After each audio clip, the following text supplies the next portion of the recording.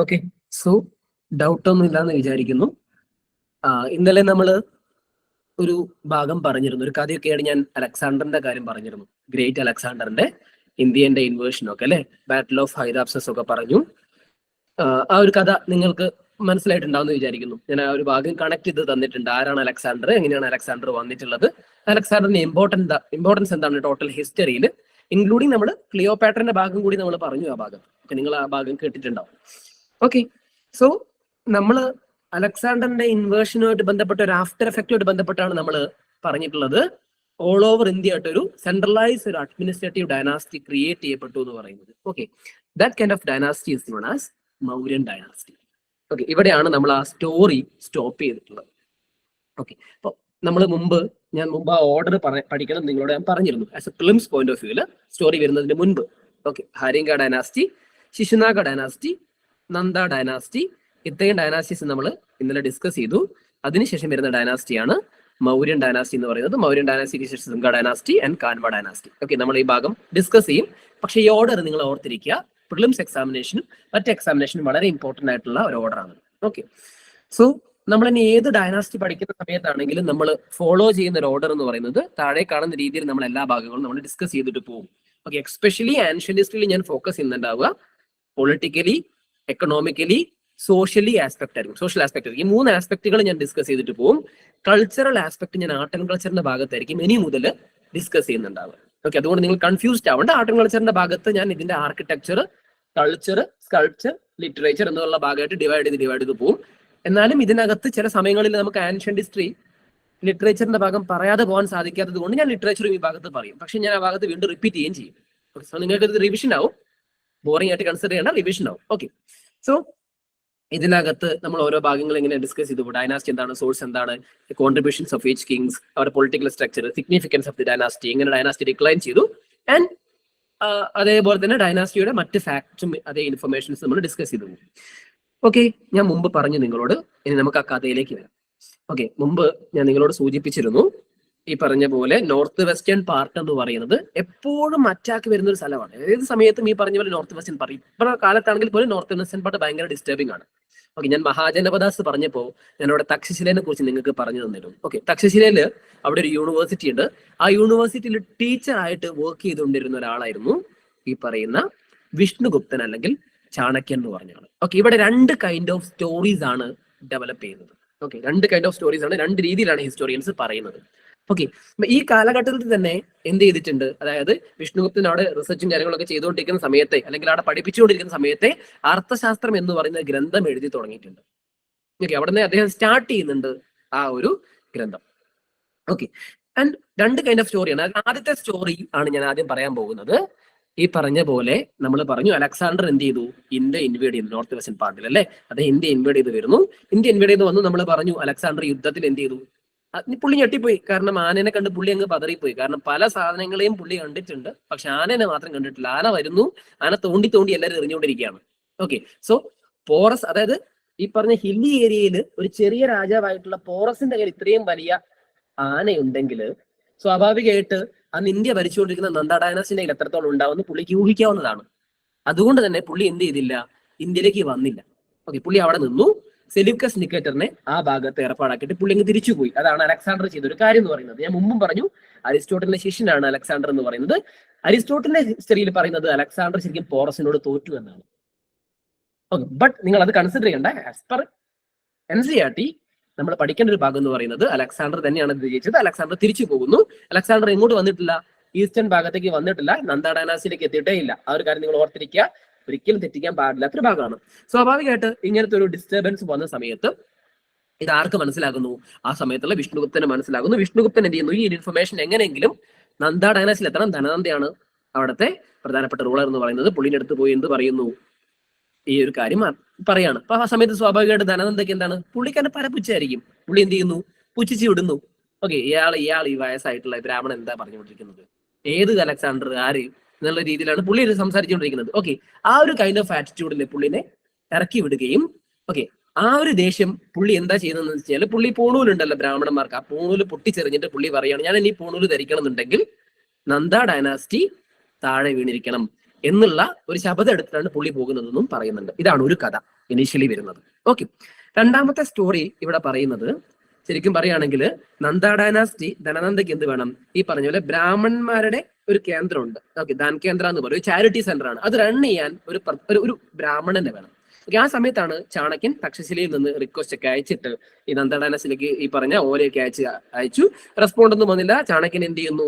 ഈ പറഞ്ഞ പോലെ ധനനന്ദയെ പോയി കാണും. ധനനന്ദ കാണുന്ന സമയത്ത് പുള്ളി ഒരു കാവ്യ ഡ്രസ്സൊക്കെ ഇട്ടിട്ട് ഒരു പ്രത്യേക മനുഷ്യൻ, ഒരു അഗ്ലി ബ്രാഹ്മൺ. സ്വാഭാവികമായിട്ട് എന്തായിരിക്കും? ധനനന്ദ പുള്ളി ഇൻസൾട്ട് ചെയ്ത് പുറത്തു വിടുന്നു. ഈ പരിപാടിക്കൊന്നും തന്നെ കൊണ്ട് പറ്റത്തില്ല, ഓൾറെഡി താൻ വയസ്സായിട്ടുണ്ട്, താൻ ഇറങ്ങി പോകാൻ പറയും. ഓക്കെ, സ്വാഭാവികമായിട്ട് ഈ സമയത്ത് എന്താണ്? അദ്ദേഹത്തിന് ഇൻസൾട്ട് ആകുന്നു എന്നുള്ളതാണ് രണ്ട് കൈൻഡ് ഓഫ് ഹിസ്റ്റോറിയൻസ് പറയുന്നത്. ആദ്യത്തെ ഭാഗം പറയുന്നത് ആർ എസ് ശർമ്മയാണ്. രണ്ടാമത്തെ ഭാഗം പറയുന്നത് ഈ കൃഷ്ണ റെഡ്ഡിന്റെ ബുക്കുകളിലൊക്കെയാണ് ആ റെഫറൻസ് വരുന്നത്. So what ever the story, insult പുള്ളി സഹിച്ചിട്ടുണ്ട്. അപ്പൊ ആ ഒരു സാധനം നിങ്ങൾ നോക്കേണ്ട ആവശ്യമില്ല. അതായത് UPC ഭാഗമൊന്നും നിങ്ങളോട് ചോദിക്കില്ല. Continuous there should be N insult. Okay, അപ്പൊ അതിനുശേഷമാണ് ഈ പറഞ്ഞ പോലെ ചാണക്യൻ എന്ത് ചെയ്യുന്നത്? ഒരു ധനനന്ദയില് ഒരു മുര എന്ന് പറയുന്ന ശൂദ്ര സ്ത്രീക്ക് ഉണ്ടായിട്ടുള്ള മകനാണ് ചന്ദ്രഗുപ്തൻ. അങ്ങനെ ചന്ദ്രഗുപ്തൻ എടുത്തു വളർത്തുകയും പുള്ളിക്കാരനെ ട്രെയിൻ ചെയ്യിപ്പിക്കുകയും ആ ചന്ദ്രഗുപ്തനെ കൊണ്ട് തന്നെ എന്ത് ചെയ്യുന്നു? ഈ പറയുന്ന നന്ദ ഡൈനാസ്റ്റിയെ പരാജയപ്പെടുത്തുന്നു. ഇതാണ് ശരിക്കും പറയുകയാണെങ്കിൽ നന്ദ ഡൈനാസ്റ്റിയുടെ ഒറിജിൻ എന്ന് പറയുന്ന ഒന്നാമത്തെ കഥ. ഓക്കെ, രണ്ടാമത്തെ ഭാഗം ഇവിടെ മറ്റൊരു കഥയുണ്ട്. ഞാൻ മുമ്പ് നിങ്ങളോട് പറഞ്ഞൊരു സ്റ്റോറി ഉണ്ട്. അതായത് ഓർമ്മയുണ്ടോ? നന്ദ ഡൈനാസ്റ്റി എന്ന് പറയുന്നത് ഫസ്റ്റ് നോൺ ക്ഷത്രിയ ഡൈനാസ്റ്റിയാണ്. ബിക്കോസ് ഞാൻ മുമ്പ് പറഞ്ഞു അല്ലെ, ശിശുനാഗയുടെ മകന് ഒരു ശൂദ്രത്തിൽ ഉണ്ടായിട്ടുള്ള ആളാണ് ശരിക്കും പറഞ്ഞ മഹാപത്മനന്ദ. അപ്പൊ സ്വാഭാവികമായിട്ട് എന്താണ്? പുള്ളിയും ഈ പറയുന്ന രീതിയിലാണ് വന്നിട്ടുള്ളത്. So first non Kshatriya dynasty എന്ന് പറഞ്ഞാൽ നന്ദ ഡൈനാസ്റ്റിയാണ്. Again a non Kshatriya dynasty is there. So സ്വാഭാവികമായിട്ട് എന്താ പ്രശ്നം എന്ന് വെച്ച് കഴിഞ്ഞാൽ അവിടെ ഒരു ചെറിയൊരു കോൺഫ്ലിക്റ്റ് വരികയാണ്. സ്വാഭാവികമായിട്ട് ഈ പറഞ്ഞ നമ്മുടെ ഇദ്ദേഹം പൂണൂലിലൊക്കെ വലിയ പ്രാധാന്യം കൊടുക്കുന്ന ചാണക്യൻ ഈ പറയുന്ന വീണ്ടും ഒരു ശൂദ്ര ഡൈനാസ്റ്റി ഉണ്ടാക്കാൻ സഹായിക്കുമോ എന്നുള്ളതാണ് മറ്റൊരു ഹിസ്റ്റോറിയൻസിന്റെ ഒരു വാദം. ഓക്കെ, അപ്പൊ അവര് പറയുന്ന ഒരു കാര്യം എന്ന് വെച്ച് കഴിഞ്ഞാൽ അക്കോർഡിംഗ് ടു പിപ്പലവാദ, അതായത് ഒരു പിപ്പലവാദ എന്ന് പറഞ്ഞൊരു ലൊക്കേഷൻ ഉണ്ട് നേപ്പാൾ ആ ഭാഗത്തേക്കാണ് നിൽക്കുന്നത്, ബീഹാർ നേപ്പാൾ ഭാഗത്ത്. ഓക്കെ, അവിടെ ശരിക്കും പറയുകയാണെങ്കിൽ ഈ ഒരു സ്റ്റോറി പറയുന്നത് മഹാവംശ ദീപവംശം നിങ്ങൾ കേട്ടിട്ടില്ലേ? സിലോണിനെ കുറിച്ച് പറയുന്ന, ശ്രീലങ്കയെ കുറിച്ചുള്ള ഹിസ്റ്ററി പറയുന്ന ഒരു ഭാഗം. ഓക്കെ, അവിടെ ആ ഒരു സ്റ്റോറിയിൽ പറയുന്ന ഒരു കാര്യം എന്ന് പറയുന്നത് ഈ മൗര്യൻസ് എന്ന് പറയുന്നത് മുര എന്ന് പറയുന്ന ഒരു ഡൈനാസ്റ്റി, ക്ഷത്രിയ ഡൈനാസ്റ്റിയിൽ വന്നിട്ടുള്ള ഒരു ഡൈനാസ്റ്റി ആണെന്ന് പറയുന്നത്. ചന്ദ്രഗുപ്ത മൗര്യന്റെ അച്ഛൻ അവിടെ എന്തായിരുന്നു? അവിടെ പ്രധാനപ്പെട്ട ഒരു റൂളർ ആയിരുന്നു. ഒരു യുദ്ധത്തിൽ അദ്ദേഹം മരിക്കുകയും അതിനുശേഷം ചന്ദ്രഗുപ്തന്റെ മൗര്യന്റെ അമ്മയും ചന്ദ്രഗുപ്തനും എന്ത് ചെയ്തു? ഈ പറയുന്ന പാടലിപുത്രയിലേക്ക് എത്തുകയും ചെയ്യാണ്. അവിടെ അദ്ദേഹം വളരുന്നു. സ്വാഭാവികമായിട്ട് അവിടെ നല്ല രീതിയിലൊക്കെ അദ്ദേഹം ഈ ട്രെയിൻ ചെയ്തു കാര്യങ്ങളൊക്കെ പോകുന്നുണ്ടായിരുന്നു. നല്ല രീതിയിലൊക്കെ എന്താ പറയാ, ഭയങ്കര കഴിവുള്ള ആളാണ്. എന്താ പറയാ, ചെറിയ ചെറിയ കാര്യങ്ങളൊക്കെ ഈ ഡിബേറ്റും കാര്യങ്ങളൊക്കെ നടത്തും. ആ ഒരു സമയത്താണ് ഈ പറയുന്ന രീതിയിൽ ഇൻസൾട്ട് ആയിക്കൊണ്ടായി പോകുന്നത് നമ്മുടെ ചാണക്യൻ പോകുന്നത്. അപ്പൊ സ്വാഭാവികമായിട്ട് ചാണക്യനെ കാണുകയും ചാണക്യൻ അദ്ദേഹത്തിന് ഇഷ്ടപ്പെടുകയും അവിടെ നിന്നാണ് ട്രെയിൻ ചെയ്തിട്ട് രാജാവാക്കി വളർത്തുകയും ചെയ്യുന്നു എന്നുള്ള മറ്റൊരു സ്റ്റോറി കൂടി ഇതിനകത്തുണ്ട്. ഓക്കെ, രണ്ട് സ്റ്റോറി അവിടെ കിടക്കുന്നുണ്ട്. ഞാൻ ആ സ്റ്റോറി നിങ്ങൾക്ക് പറഞ്ഞു തന്നുണ്ട്. കാരണം നിങ്ങൾ പല ബുക്ക് വായിക്കുമ്പോൾ പല രീതിയിലായിരിക്കും നിങ്ങൾക്ക് സ്റ്റോറി ചിലപ്പോൾ കിട്ടുന്നുണ്ടാവുക. അൾട്ടിമേറ്റ്ലി നിങ്ങൾ മനസ്സിലാക്കേണ്ട ഒരു കാര്യം, നന്ദ ഡൈനാസ്റ്റി എന്ത് ചെയ്തു? റിമൂവ് ചെയ്തിട്ട് ധനനന്ദയെ റിമൂവ് ചെയ്തിട്ട് ആര് വന്നു? ചന്ദ്രഗുപ്ത മൗര്യൻ റൂളിലേക്ക് വരുന്നുണ്ട്. സ്വാഭാവികമായിട്ട് നമുക്ക് ഈ പറഞ്ഞ പോലെ ഇതാണ് അതിന്റെ സ്റ്റാർട്ടിങ് സ്റ്റോറി എന്ന് പറയുന്നത് അല്ലെ. അപ്പൊ ഇതിനകത്ത് നിങ്ങൾ അറിഞ്ഞിരിക്കേണ്ടത് സോഴ്സസ് ആണ് ആദ്യം ഡിസ്കസ് ചെയ്യാൻ പോകുന്നത്. ഓക്കെ, സ്വാഭാവികമായിട്ട് നിങ്ങൾ അറിഞ്ഞിരിക്കേണ്ട ഒന്ന് രണ്ട് കാര്യങ്ങൾ. എവിടെയാണ് ഈ സോഴ്സസ്, എവിടെ നിന്നൊക്കെയാണ് വരുന്നത്? ഒന്ന്, ആർക്കിയോളജിക്കലി എന്തൊക്കെ എവിഡൻസുകൾ ഉണ്ട് ഈ മൗര്യൻ ഡൈനാസ്റ്റിയെ കുറിച്ചിട്ട്. ഒന്ന് നമുക്കറിയാം, ന്യൂമിസ്മാറ്റിക്സ് കോയിൻസിൽ നിന്ന് എവിഡൻസ് കിട്ടുന്നുണ്ട്. അതേപോലെ തന്നെ മോണുമെന്റ്സ്, സ്തൂപാസും വിഹാരാസും ഒക്കെ ഉണ്ട്. ബുദ്ധിസം ആ കാലഘട്ടത്തിൽ ഉണ്ടായിരുന്നു അല്ലെ. അപ്പൊ അവിടെ നിന്നുള്ള ഇൻഫർമേഷനിൽ നിന്ന് ഈ പറഞ്ഞ പോലെ കാര്യങ്ങൾ കിട്ടും. പിന്നെ അതേപോലെ പല പല ഒബ്ജക്റ്റുകളിൽ നിന്ന് കിട്ടും. ഇൻസ്ക്രിപ്ഷൻസ് നിങ്ങൾക്കറിയാം, അശോകന്റെ കാലത്ത് ഒരുപാട് ഇൻസ്ക്രിപ്ഷൻസ് ഉണ്ട്. ഓക്കെ, ആ ഇൻസ്ക്രിപ്ഷനിൽ നിന്നും മൗര്യൻ ഡൈനാസ്റ്റിയെ കുറിച്ച് ഡീറ്റെയിൽസ് കിട്ടുന്നുണ്ട്. ജുനാർഗർ റോക്ക് ഇൻസ്ക്രിപ്ഷൻ ഒക്കെ രുദ്രദാമന്റെ, അതിനകത്ത് സ്പെസിഫിക്കലി ഞാൻ ആ ഭാഗത്തും പറയാം ഇൻസ്ക്രിപ്ഷനെ കുറിച്ച് ഡിസ്കസ് ചെയ്യുന്ന സമയത്ത് അവിടെ നിന്ന് കിട്ടുന്നു. അതേപോലെ മറ്റ് ഇൻഫർമേഷനിൽ നിന്ന് കിട്ടുന്നുണ്ട്. രണ്ടാമത്തെ ഞാൻ പറഞ്ഞു റിലീജിയസ് ആസ്പെക്ട് ആയിട്ട് ആ സമയത്ത് ബുദ്ധിസ്റ്റ് ആയിട്ടുള്ള സ്ക്രിപ്റ്റേഴ്സ് ഒരുപാട് വരുന്നുണ്ട്. ദീപവംശ, മഹാവംശ ഞാൻ ഓൾറെഡി പറഞ്ഞു. ദീപവംശ മഹാവംശയാണ് ശരിക്കും പറയുകയാണെങ്കിൽ സിലോൺ എന്ന് പറയും. അതായത് ഇപ്പോൾ ശ്രീലങ്കയല്ലേ, ആ ഭാഗത്തെ കുറിച്ചുള്ള ഡീറ്റെയിൽ ഇൻഫർമേഷൻ പറയുന്ന ബുക്കാണ് ദീപവംശ മഹാവംശ എന്ന് പറയുന്നത്. ബുദ്ധിസത്തിനെ കുറിച്ച് സ്പെസിഫിക്കലി പറയുന്നുണ്ട്. ആ രാജ്യം ഭരിച്ച രാജാവിന് തൊട്ട് മുതൽ അവിടെ എങ്ങനെ ബുദ്ധിസം സ്പ്രെഡ് ചെയ്തു എന്നുള്ള കാര്യങ്ങളും കൃത്യമായിട്ട് മെൻഷൻ ചെയ്യുന്ന ഒരു ബുക്കാണ്. ഓക്കെ, ആൻഡ് ആ കാലഘട്ടത്തിൽ ജൈനിസം ഉണ്ട്. ജൈനിസത്തിന്റെ ബുക്കിലും കിട്ടുന്നത്. എക്സ്പെഷ്യലി നിങ്ങൾക്കറിയാം സംഘം ലിറ്ററേച്ചറിൽ ജൈനിസം വളരെ ഇൻഫ്ലുവൻസ്ഡ് ആയിട്ടുള്ള ഒന്നാണ്. സംഘം ഞാൻ എടുക്കുമ്പോൾ പറയാം ആ ഭാഗം. ഓക്കെ, ലിറ്ററേച്ചർ എടുക്കുമ്പോൾ എസ്പെഷ്യലി ഞാൻ പറഞ്ഞുതരാം. ഓക്കെ, ആൻഡ് സംഘം ലിറ്ററേച്ചറിലും എന്ത് പറയുന്നുണ്ട്? ആരെക്കുറിച്ച് മെൻഷൻ ചെയ്തിട്ടുണ്ട്? ഈ പറയുന്ന മൗര്യൻ ഡൈനാസ്റ്റിയെ കുറിച്ച് മെൻഷൻ ചെയ്ത് കണ്ടുന്നുണ്ട്. ഓക്കെ, അപ്പോൾ ഈ രീതിയിലും എന്ത് വരുന്നുണ്ട്? ഇൻഫർമേഷൻസ് വരുന്നുണ്ട്. അടുത്തത് ട്രാവലേഴ്സിന്റെ എവിഡൻസ് ആണ്. അറിയാം നിങ്ങൾക്ക്, മെഗസ്തെനീസിന്റെ ഇൻഡിക്ക എന്ന് പറയും. മെഗസ്തെനീസ് എന്ന് പറയുന്നത് അംബാസിഡർ ആണ് ആരുടെ? സെലൂക്കസ് നിക്കേറ്ററിന്റെ. സെലൂക്കസ് നിക്കേറ്റർ അംബാസിഡറിനെ പറഞ്ഞയക്കുന്നത് that is known as Megasthenes. മെഗസ്തെനീസിന്റെ ഇൻഡിക്കയാണ് ഏറ്റവും കൂടുതൽ മൗര്യൻ ഡൈനാസ്റ്റിയെ കുറിച്ചിട്ട് ഇൻഫർമേഷൻസ് കിട്ടുന്നത്. എക്സ്പെഷ്യലി അഡ്മിനിസ്ട്രേഷൻ, പൊളിറ്റിക്കൽ സിസ്റ്റം, അതേപോലെ തന്നെ economical system and social system. കൃത്യമായിട്ട് ഇൻഫർമേഷൻസ് ആര് പറയുന്നുണ്ട്? മെഗസ്തെനീസിന്റെ ഇൻഡിക്കയിൽ മെൻഷൻ ചെയ്യുന്നുണ്ട്. ഓക്കെ, അതേപോലെ വരുന്ന 2-3 ബുക്കുകളാണ്. ഒന്ന് കൗടില്യന്റെ അർത്ഥശാസ്ത്രം. നിങ്ങൾക്ക് അറിയാവുന്നതാണ്, അർത്ഥശാസ്ത്രത്തിൽ കൃത്യമായിട്ട് ഗവേണൻസ് സിസ്റ്റത്തെ കുറിച്ച് മെൻഷൻ ചെയ്യുന്നുണ്ട്. ഞാൻ ആ ഭാഗം എക്സ്പ്ലെയിൻ ചെയ്ത് വരാം. അതേപോലെ തന്നെ കൽഹാനന്റെ രാജതരംഗിണി വരുന്നു, വിശാഖദത്തിന്റെ മുദ്ര രാക്ഷസ, കാളിദാസന്റെ മാളവിക അഗ്നിമിത്രം. ഇതൊക്കെ ഈ ഇൻഫർമേഷൻസ് തരുന്നതാണ്. ഞാൻ ആദ്യം നിങ്ങളോട് പറഞ്ഞത് ഇൻസ്ക്രിപ്ഷൻസ് ആണ്.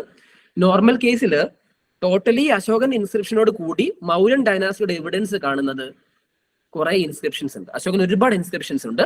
ഓക്കെ, നിങ്ങൾക്കറിയാം 13 റോക്കഡീസ് ഒക്കെ ഉണ്ട്. അതുകൂടാതെ അല്ലാതെ ഒരുപാട് ഇൻസ്ക്രിപ്ഷൻസ് ഉണ്ട്. ഇൻസ്ക്രിപ്ഷൻസ് ഞാൻ സെപ്പറേറ്റ് ക്ലാസ്സിലാണ് എടുക്കുന്നുണ്ടാവും. ഓക്കെ, അത് ലിറ്ററേച്ചറിന്റെ പാർട്ടാണ്. ഞാൻ സെപ്പറേറ്റ് ആയിട്ട് നിങ്ങൾക്ക് ക്ലാസ് ആയിട്ട് എടുക്കും. ഓക്കെ, അത്രയും ഇമ്പോർട്ടന്റ് ആയിട്ടുള്ള പോർഷൻ ആണ്. ഒരു ക്വസ്റ്റ്യൻ ആ ഭാഗത്ത് നിന്ന് ഷുവർ ആണ്. ഓക്കെ, ഒരു ക്വസ്റ്റ്യൻ ഈ ഭാഗത്ത് നിന്ന് നിങ്ങൾക്ക് പ്രതീക്ഷിക്കാവുന്നതാണ്. ഇൻസ്ക്രിപ്ഷൻസ് 5 ലാംഗ്വേജിലും 3 സ്ക്രിപ്റ്റിലുമായിട്ടാണ് കാണുന്നത്. ഓക്കെ, 5 പ്രധാനപ്പെട്ട ലാംഗ്വേജുകളാണ്: പാലി, പ്രാകൃത്, സംസ്കൃത്, ഗ്രീക്ക്, അരാമിക്. ഇത്രയും ഭാഷകളിൽ എന്ത് വരുന്നുണ്ട്? ഇൻസ്ക്രിപ്ഷൻസ് കാണുന്നുണ്ട്. അറ്റ് സെയിം ടൈം 3 സ്ക്രിപ്റ്റുകൾ കാണുന്നു: Magadhi, Ardhamagadhi, Brahmi script and Kharosthi script. Okay, ശരിക്കും പറയുകയാണെങ്കിൽ ഈ കരോഷ്ടി സ്ക്രിപ്റ്റും ബ്രഹ്മി സ്ക്രിപ്റ്റും ഒക്കെ ആ കാലഘട്ടത്തിൽ കണ്ടുപിടിക്കുന്നത് അശോകൻ എക്സ്പെഷ്യലി കണ്ടുപിടിക്കുന്ന ആരാണ്?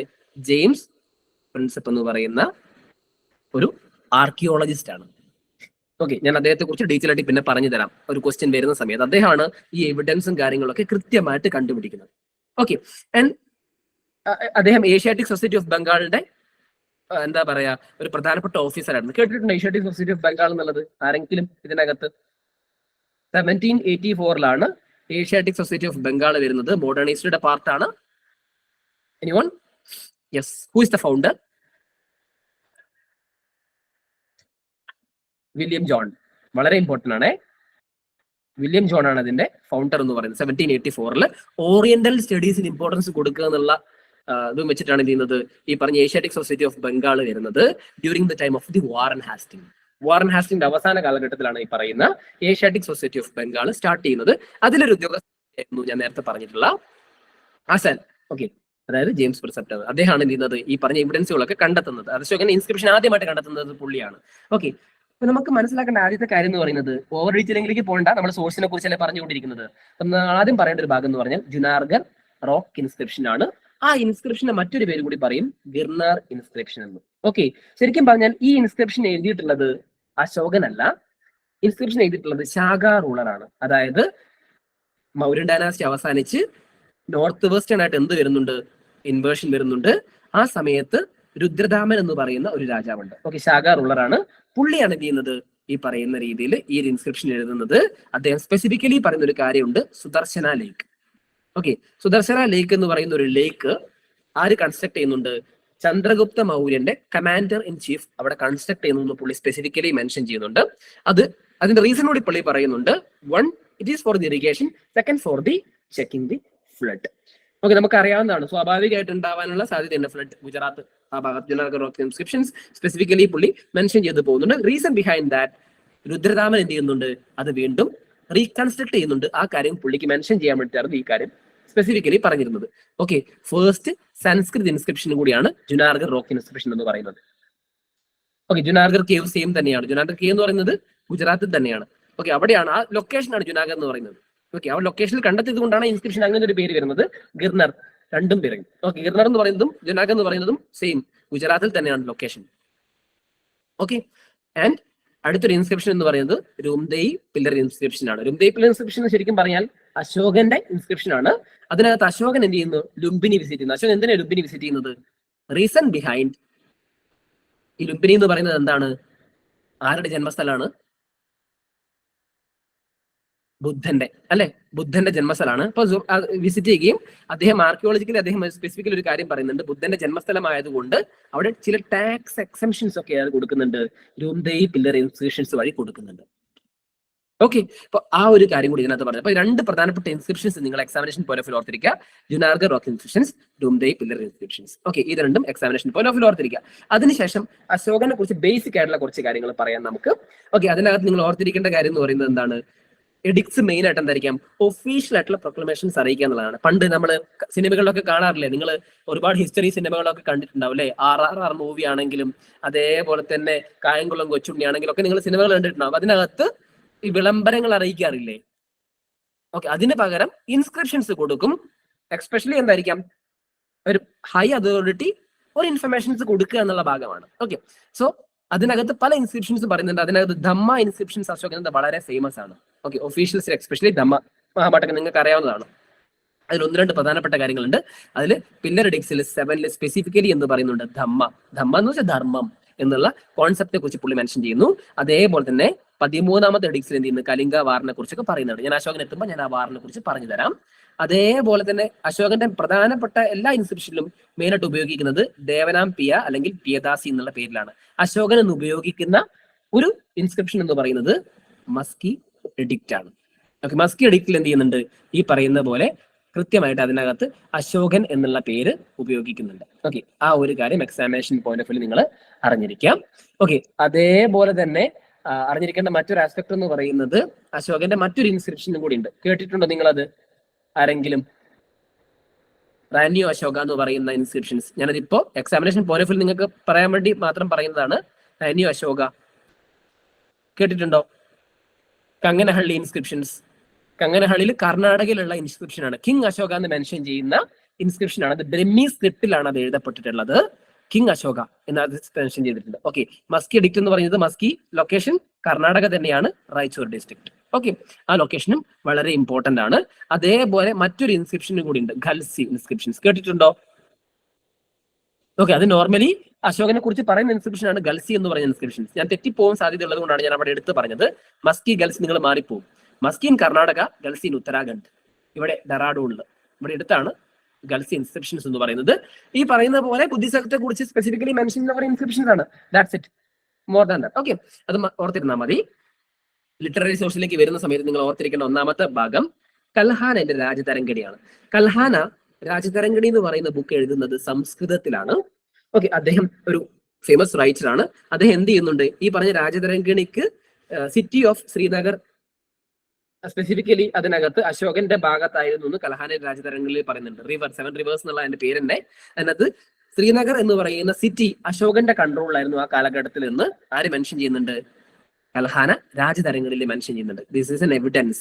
ഓക്കെ, അതേപോലെ തന്നെ സംഘം ലിറ്ററേച്ചറുകളിൽ മൗര്യൻ ഇൻവേർഷൻസ് എന്തുണ്ടായിരുന്നു? സൗത്ത് വരെ വന്നിട്ടുണ്ടായിരുന്നു. എക്സ്പെഷ്യലി അശോകന്റെ കാലഘട്ടത്തിലായിരുന്നു അത് വന്നത് എന്നുള്ള കാര്യം കൂടി മെൻഷൻ ചെയ്യുന്നുണ്ട്.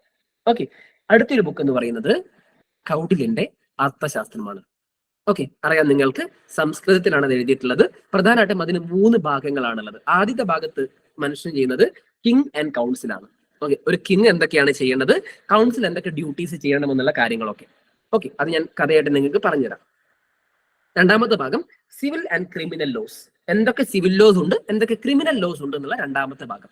മൂന്നാമത്തെ ഭാഗമാണ് ഡിപ്ലോമസി ആൻഡ് വാർ. ഓക്കെ, ഈ പറയുന്ന സിവിൽ ആൻഡ് ക്രിമിനൽ ലോയിലാണ് സ്ലേവ്സിനെ കുറിച്ചും കാര്യങ്ങളൊക്കെ പറയുന്നത്. ഓർമ്മയുണ്ടോ? മാസ്റ്റേഴ്സ് ഓഫ് സ്ലേവ്സ് എന്നൊക്കെ പറഞ്ഞ് ഞാനൊരു ക്വസ്റ്റ്യൻ ഫസ്റ്റ് ക്ലാസ്സിൽ പറഞ്ഞു തന്നത് നിങ്ങൾക്ക്. Okay, that kind of things is mentioned in the second chapter. Okay, so ഇവിടെ എന്താണ് ഡീറ്റെയിൽ ആയിട്ട് പുള്ളി കാര്യങ്ങൾ പറയുന്നുണ്ട്. കൗടില്യന്റെ അർത്ഥശാസ്ത്രം അത്ര ഫേമസ് ആയിട്ടുള്ള കാരണം നിങ്ങൾ എപ്പോഴും റെഫറൻസിൽ ഉപയോഗിക്കുന്ന ഒരു സാധനമാണ് കൗടില്യന്റെ Arthashastra. That much important. Okay, അത്രയും എവിഡൻസും കാര്യങ്ങളുണ്ട്. ഒരു അഡ്മിനിസ്ട്രേറ്റീവ് സെറ്റപ്പ് എങ്ങനെ ആവണമെന്ന് പുള്ളി പറഞ്ഞു വെച്ചിട്ടുണ്ട് എന്നുള്ള കാര്യമാണ് റിയാലിറ്റി. ഓക്കെ, അടുത്തൊരു ഭാഗം നിങ്ങൾക്ക് പറയാൻ പറ്റുന്നത് ജൈൻ സ്ക്രിപ്റ്റ്സ് ആണ്. ഓക്കെ, ചന്ദ്രഗുപ്ത മൗര്യൻ നിങ്ങൾക്ക് അറിയാവുന്നതാണ്. അദ്ദേഹം ഒരു ജൈൻ ഫോളോവർ ആണ്. ചന്ദ്രഗുപ്ത മൗര്യനെ കുറിച്ച് ഒരുപാട് ജൈൻ ടെക്സ്റ്റുകളിൽ മെൻഷൻ ചെയ്യുന്നുണ്ട്. അതേപോലെ ഞാൻ പറഞ്ഞു ദീപവംശ, മഹാവംശ. ഓക്കെ, പാലി ലാംഗ്വേജിൽ എഴുതിയിട്ടുള്ള ബുക്കാണ് ദീപവംശ, മഹാവംശ എന്ന് പറയുന്നത്. അതിനകത്ത് മഹാവംശ ഓർത്തിരിക്കുക. ദീപവംശയും മഹാവംശയും രണ്ടും പാലി ലാംഗ്വേജുകളിൽ സിലോണിനെ കുറിച്ചിട്ട്, എവിടെയാണ് ശ്രീലങ്കയെ കുറിച്ചിട്ട് മെൻഷൻ ചെയ്തിട്ടുള്ള ഒരു സ്ഥലമാണ്. ശ്രീലങ്കയിൽ ആദ്യത്തെ പാലി ലിറ്ററേച്ചർ കൂടിയാണ് ദീപവംശ, മഹാവംശ. ഓക്കെ, അശോകന്റെ മകളും മകനും അവിടെ എന്ത് ചെയ്യുന്നു, ബുദ്ധിസം സ്പ്രെഡ് ചെയ്യാൻ പോകുന്നതും അവിടെ ബോധി ട്രീ പ്ലാന്റ് ചെയ്യുന്നതും കാര്യങ്ങളൊക്കെയാണ് അതിനകത്ത് സ്പെസിഫിക്കലി പറയുന്നത്. ഞാൻ മറ്റു കാര്യങ്ങളും നിങ്ങളോട് പറഞ്ഞു. ഓക്കെ, മൗര്യൻ ഡൈനാസ്റ്റി ഉണ്ടാവുന്ന കാര്യങ്ങളും അതിനകത്ത് മെൻഷൻ ചെയ്യുന്നുണ്ട് ചെറുതായിട്ട്. ഓക്കെ, അതാണ് ഞാൻ മൗര്യ എന്ന് പറയുന്ന ഡൈനാസ്റ്റിയുടെ ആളായിരുന്നു അദ്ദേഹത്തിന്റെ അച്ഛൻ എന്ന് പറഞ്ഞു ലേറ്റർ കാര്യങ്ങളൊക്കെ പറഞ്ഞത്. ഓക്കെ, അങ്ങനെ ഒരുപാട് കഥകൾ വരുന്നുണ്ട്. ബട്ട് വി ആർ അക്സെപ്റ്റിംഗ്, നമ്മളിപ്പം വിശ്വസിച്ചുകൊണ്ടിരിക്കുന്നതും അല്ലെങ്കിൽ നിങ്ങൾ പഠിച്ചുകൊണ്ടിരിക്കുന്നതും ധനനന്ദയുടെ മകനാണെന്നുള്ള രീതിയിൽ നിങ്ങൾ പഠിച്ചു വെച്ചാൽ മതി. ഞാൻ ആ കഥ നിങ്ങളോട് പറഞ്ഞു തരും, നിങ്ങൾ അത്രയും കഥ കേട്ടോട്ടെ എന്ന് വെച്ചിട്ട്. ഓക്കെ, പിന്നെ അടുത്തൊരു ഭാഗം എന്ന് പറയുന്നത് മെഗസ്തനീസിന്റെ ഇന്ത്യക്ക എന്ന് പറയുന്നതാണ്. ഞാൻ നേരത്തെ പറഞ്ഞു ഗ്രീക്ക് അംബാസിഡർ ആണ്, ചന്ദ്രഗുപ്ത മൗര്യന്റെ കോർട്ടിലുള്ള ഗ്രീക്ക് അംബാസിഡർ ആണ്. എങ്ങനെയാണ് പുള്ളി വന്നത്? അലക്സാണ്ടർ വന്നു. അലക്സാണ്ടർ എന്ത് ചെയ്തു? ഒരാളെ എവിടെ നിർത്തുന്നു? സെലൂക്കസ് നിക്കറ്ററിനെ എവിടെ നിർത്തുന്നു? നമ്മുടെ നോർത്ത് വെസ്റ്റേൺ പാർട്ടിൽ നിർത്തുന്നു. സെലൂക്കസ് നിക്കറ്ററും ആരും തമ്മിൽ യുദ്ധം ഉണ്ടാവുന്നു, ചന്ദ്രഗുപ്ത മൗര്യനും തമ്മിൽ യുദ്ധം ഉണ്ടാവുന്നു എന്നാണ് ഹിസ്റ്ററി പറയുന്നത്. രണ്ടാമത്തെ കാര്യം പറയുന്നത് ഹിസ്റ്ററി യുദ്ധം ഉണ്ടാവുന്നില്ല എന്നും പറയുന്നുണ്ട്. രണ്ടും ഹിസ്റ്റോറിയൻസ് തന്നെ പറയുന്നുണ്ട്. But there is A treaty there that's recordically evident. Okay, ഒരു ട്രീറ്റി ഉണ്ടാവുന്നുണ്ട് രണ്ടുപേരും തമ്മിൽ. ഓക്കെ, ആ ട്രീറ്റിയിൽ ഒന്ന് രണ്ട് കാര്യങ്ങൾ വരുന്നുണ്ട്. ഈ പറയുന്ന സെലൂക്കസ് നിക്കേറ്ററിന് 500ഓളം ആനകൾ കൊടുക്കുന്നുണ്ട്. ആര്? ഈ പറയുന്ന ചന്ദ്രഗുപ്ത മൗര്യൻ. ആ സമയത്ത് ആ പെർട്ടിക്കുലർ ഭാഗത്തുള്ള സ്ഥലങ്ങൾ, നോർത്ത് വെസ്റ്റേൺ പാർട്ടിലുള്ള സ്ഥലങ്ങൾ മൊത്തം ചന്ദ്രഗുപ്ത മൗര്യന് കൊടുക്കുകയും അതേപോലെ മകളെ കല്യാണം കഴിച്ചു കൊടുക്കുകയും ചെയ്യുന്നുണ്ട്. ഓക്കെ, അതിന്റെ കൂടെ തന്നെ വിട്ടിട്ടുള്ള ഒരാളാണ് ഈ പറഞ്ഞ മെഗസ്തനീസ്. ഓക്കെ, അദ്ദേഹം എഴുതിയ ബുക്കാണ് ഇന്ത്യക്ക എന്ന് പറയുന്നത്. അദ്ദേഹം കുറെ കാലം എന്തുണ്ടായിരുന്നു? ചന്ദ്രഗുപ്ത മൗര്യന്റെ കോർട്ടിലുണ്ടായിരുന്നു. സോ മൗര്യൻ അഡ്മിനിസ്ട്രേഷനെ കുറിച്ചും സോഷ്യൽ ലൈഫിനെ കുറിച്ചും കൃത്യമായിട്ട് എവിഡൻസ് ഉള്ള ഒരു ബുക്കും കൂടിയാണ് ഇന്ത്യക്ക എന്ന് പറയുന്നത് മെഗസ്തനീസിന്റെ. So evidence are there. So നാളെ നിങ്ങളോട് ഒരു ക്വസ്റ്റ്യൻ ചോദിക്കണം, മെഗസ്തനീസിന് ഇന്ത്യക്കയിൽ നിന്ന് സോ സാധനം കണ്ടിട്ടുണ്ടെന്ന് പറഞ്ഞാൽ അഡ്മിനിസ്ട്രേറ്റീവ് ആസ്പെക്ട് ആയിട്ടും സോഷ്യൽ ലൈഫ് ആസ്പെക്ട് ആയിട്ടും ഞാൻ ഇനി ക്ലാസ് എടുക്കാൻ പോകുന്ന അവരുടെ ഒരു ടോട്ടൽ സെറ്റപ്പ് നിങ്ങൾക്ക് മനസ്സിലാവുമല്ലോ. ആ സെറ്റപ്പ് വെച്ച് നിങ്ങൾക്ക് എന്ത് ചെയ്യാൻ പറ്റും? ആൻസർ എലിമിനേറ്റ് ചെയ്യാൻ പറ്റും. ഈ കാര്യം പറഞ്ഞിട്ട് നിങ്ങൾക്ക് മനസ്സിലാക്കാം. ഓക്കെ, അടുത്തൊരു ഭാഗം ബുക്ക് എന്ന് പറയുന്നത് വിശാഖദത്തന്റെ മുദ്ര രാക്ഷസ എന്ന് പറയുന്ന ഒരു ഡ്രാമയാണ്. വിശാഖദത്തൻ എന്ന് പറയുന്നത് ഗുപ്ത ഡൈനാസ്റ്റിയിലെ കോർട്ട് പോയറ്റ് ആയിരുന്നു. അദ്ദേഹത്തിന്റെ രണ്ട് പ്രധാനപ്പെട്ട ബുക്കുകളാണുള്ളത്. ഒന്ന് മുദ്ര രാക്ഷസ, രണ്ടാമത്തേത് ദേവി ചന്ദ്രഗുപ്തം എന്ന് പറയുന്ന ബുക്ക്. ദേവി ചന്ദ്രഗുപ്തം എഴുതുന്നത് ചന്ദ്രഗുപ്ത ടൂനെ കുറിച്ചിട്ടാണ്. മുദ്ര രാക്ഷസ എഴുതുന്നത് ചന്ദ്രഗുപ്ത മൗര്യനെ കുറിച്ചിട്ടാണ്, മൗര്യൻ ഡൈനാസ്റ്റിയെ കുറിച്ചിട്ടാണ്. മൗര്യൻ ഡൈനാസ്റ്റി എങ്ങനെ റൂളിലേക്ക് വന്നു എന്നുള്ളതാണ് വിശാഖദത്തന്റെ മുദ്ര രാക്ഷസ എന്ന് പറയുന്ന കഥ. ഓക്കെ, മുദ്ര മോതിരം വെച്ചിട്ടാണ് എന്ത് ചെയ്യുന്നത്? ഈ ഒരു കഥ തുടങ്ങുന്നത്. ഓക്കെ, നമുക്ക് ആ കഥ സ്റ്റാർട്ട് ചെയ്യാം. അതായത് സ്വാഭാവികമായിട്ട് ചന്ദ്രഗുപ്ത മൗര്യൻ ഭരണത്തിലേക്ക് വന്നു. അദ്ദേഹം എന്ത് ചെയ്യില്ല, ക്യാപിറ്റൽ മാറ്റിയില്ല. നന്ദ ഡൈനാസ്റ്റിന്റെ ക്യാപിറ്റൽ ആയിട്ടുള്ള പാടലിപുത്രത്തിൽ തന്നെയാണ് എന്ത് ചെയ്യുന്നത്? അദ്ദേഹം ഭരിച്ചുകൊണ്ടിരിക്കുന്നത്. ഓക്കെ, വോയിസ് ഓക്കെ ആണല്ലോ, കട്ടെന്നാകുന്നില്ലല്ലോ അല്ലെ? Everything is fine? Yes. Okay, അപ്പോ ചാണക്യനാണ് അവിടുത്തെ പ്രൈം മിനിസ്റ്റർ. അപ്പൊ ചാണക്യന് ഈ പറഞ്ഞ പോലെ ചില സംശയങ്ങളൊക്കെ ഉണ്ട്. ചാണക്യൻ അത്യാവശ്യം നയതന്ത്രജ്ഞനാണ്, അദ്ദേഹത്തിന് നല്ല ധാരണയുണ്ട്. എപ്പോഴും രാജാവിനെ തട്ടാനുള്ള സാധ്യത കൂടുതലാണ്. കാരണം എന്തുകൊണ്ടാ? അവിടെയുള്ള വൈദ്യരൊക്കെ ആണെങ്കിലും അതേപോലത്തെ ഡോക്ടേഴ്സ് ആണെങ്കിലും അതേപോലുള്ള എല്ലാവരും, ഫിസിഷ്യൻസ് ഉൾപ്പെടെയുള്ള എല്ലാവരും ഇപ്പം ഭടന്മാർ പോലും എന്താണ്? നന്ദ ഡൈനാസ്റ്റിന്റെ പഴയ ആളുകളാണ്. ഓക്കെ, സോ അതുകൊണ്ട് തന്നെ എപ്പോ വേണമെങ്കിലും എന്ത് ചെയ്യാൻ പറ്റും? ഇത് തോൽപ്പിച്ചിട്ട് രാജാവിനെ കൊന്നിട്ട് വീണ്ടും നന്ദ ഡൈനാസ്റ്റി തിരിച്ചു വരാനുള്ള സാധ്യത കൂടുതലാണ്. എവിടെന്നെങ്കിലും ട്രേസസ് ഉണ്ടാവാനുള്ള സാധ്യതയുണ്ട്. ചരിത്രത്തിൽ രണ്ട് ഭാഗം പറയുന്നുണ്ട്. ധനനന്ദയെ കൊന്നു പറയുന്നുണ്ട്, ധനനന്ദയെ ഓടിച്ചു വിടുന്നു പറയുന്നുണ്ട്. ഓക്കെ, സോ ധനനന്ദ അല്ലെങ്കിൽ പോലും പുള്ളിനെ ആരെങ്കിലും വന്നു കഴിഞ്ഞാൽ ഇവിടെ പ്രോബ്ലം ആണ്. രണ്ടാമത്തെ കാര്യം, നന്ദ ഡൈനാസ്റ്റിക്ക് നമ്മുടെ ബാഹുബലിയിൽ കട്ടപ്പ പോലൊരു ക്യാരക്ടർ ഉണ്ട്. രാക്ഷസ എന്നാണ് പുള്ളിന്റെ പേര്. പുള്ളിയായിരുന്നു ആ കാലത്തിലെ അമാത്യ. അതായത് ധനനന്ദയുടെ അമാത്യയായിരുന്നു രാക്ഷസ എന്ന് പറയുന്നത്. അതുകൊണ്ടാണ് അദ്ദേഹത്തിന് എന്ത് പറയുന്നത്? അമാത്യ രാക്ഷസ എന്നുള്ള പേര് അറിയപ്പെടുന്നത്. ഓക്കെ, പുള്ളി എപ്പോ വേണമെങ്കിലും യുദ്ധം ചെയ്യും. കാരണം പുള്ളിക്ക് എപ്പോഴും നന്ദ ഡൈനാസ്റ്റിയോട് കൂറുണ്ട്. പുള്ളി എപ്പോഴും എന്ത് ചെയ്യുന്നുണ്ട്?